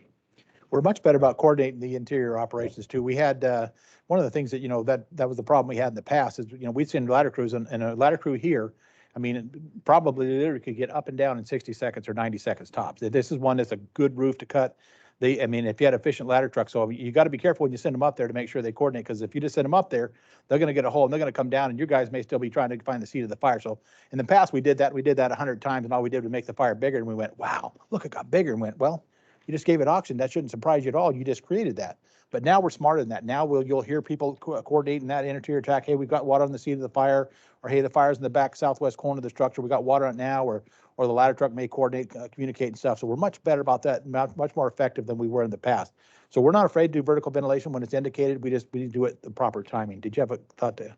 Yeah, Chief, I just wanted to point out something on the structure there. It's a little bit unique. This is a post-40s steel casement windows. Yep. It looks like it's got a crawl space. If you look at that right here area, you've got anytime you got vents under there. Yep. So just want to point that out. This is much like a trailer. We've had a few near misses here in Mesa in the last couple of years with fires underneath the floor system. So this is much like you would anticipate a trailer fire being with the floor under there. You don't have the skirting to remove to put that out, but you could access that either a piercing nozzle interior bore through those ventilation things. as So you have- foundational. So you have potential for a hidden fire. You have potential for our folks to fall through there, especially the floor may be compromised. It's probably not indicating a basement, but certainly indicates that you have, because way back in the day, before they had air conditioning, this is where we got some of the airflow and allowed the cooling of the building itself, some natural airflow through here. So yeah, so anytime you see that you have a step up, which right now they've kind of regraded the lawn here, but anytime you have steps up or you have vents you see like this, you've got to worry about the potential for either hidden fire below you or the potential of falling through the floor and creating some injuries. So the only last thing I'll mention here, and it's just a consideration, I thought a couple of things just to reinforce. You talked about absorbing that IREC firefighter. Really good. That IREC firefighter is a challenge valley-wide what we do with that guy or girl. And when you show up and they got IREC go there, do we send him up the line to the crew? Does he come out and get them, or do we absorb the firefighter? I think the safest thing is to have that on deck with rescue responsibility company absorb that firefighter. Sometimes it's difficult to get that radio time to make that transition and make that happen, but at least we have that accountability for them. So I thought that was really good. The only other thing just to remind, and this is just one of those where you laid 3 supply lines, which I'll never knock a guy for laying a supply line, probably a little much on a 1,100 square foot house, but because, could we talk about that on deck with rescue responsibility, having their own supply line? I would say as long as you have 2 supply lines, that we can use one of those 2. You just need, in my opinion, there needs to be a second supply line when we have an on deck with rescue responsibility, so we have the redundancy. It doesn't mean they have to lay their own. It just, in my opinion, there needs to be a second one, unless all the lines are already pulled. But so I would have probably just had them do the same thing, but off the second water supply if it was in the area to work off of. Just because the third might be too much. I would be more than happy to go load that hose. Wouldn't have a problem with it. It just might be a little more than you need on something like this. But I certainly wouldn't hesitate to lay a second supply line if we don't have it, for the redundancy of it and stuff. That just something to consider. But otherwise, I thought you did a really good job. I appreciate you stepping up. This is a tough position to be in. You're sitting in a room with about 130 years of experience here. And so it's a little, can be a little intimidating, but you did a fantastic job. So we appreciate you stepping up and doing some good job. Those of you online, we appreciate you as well. Any final comments from anybody here? No. So we appreciate it. If anybody has any questions about the information we've covered today, you're welcome to either call me if it's just regarding the program, or call East Deputy for any clarification. We appreciate those of you that participated today. Wish you nothing but safety out there. And if you need anything, let us know. But thanks and have a great day. Thank you, Chief. Thank you, guys. Girls. That's what we're looking for. Thank you, Thank you, my brother. Always a pleasure. No, thank you very much. Appreciate it. No, absolutely. Thank you.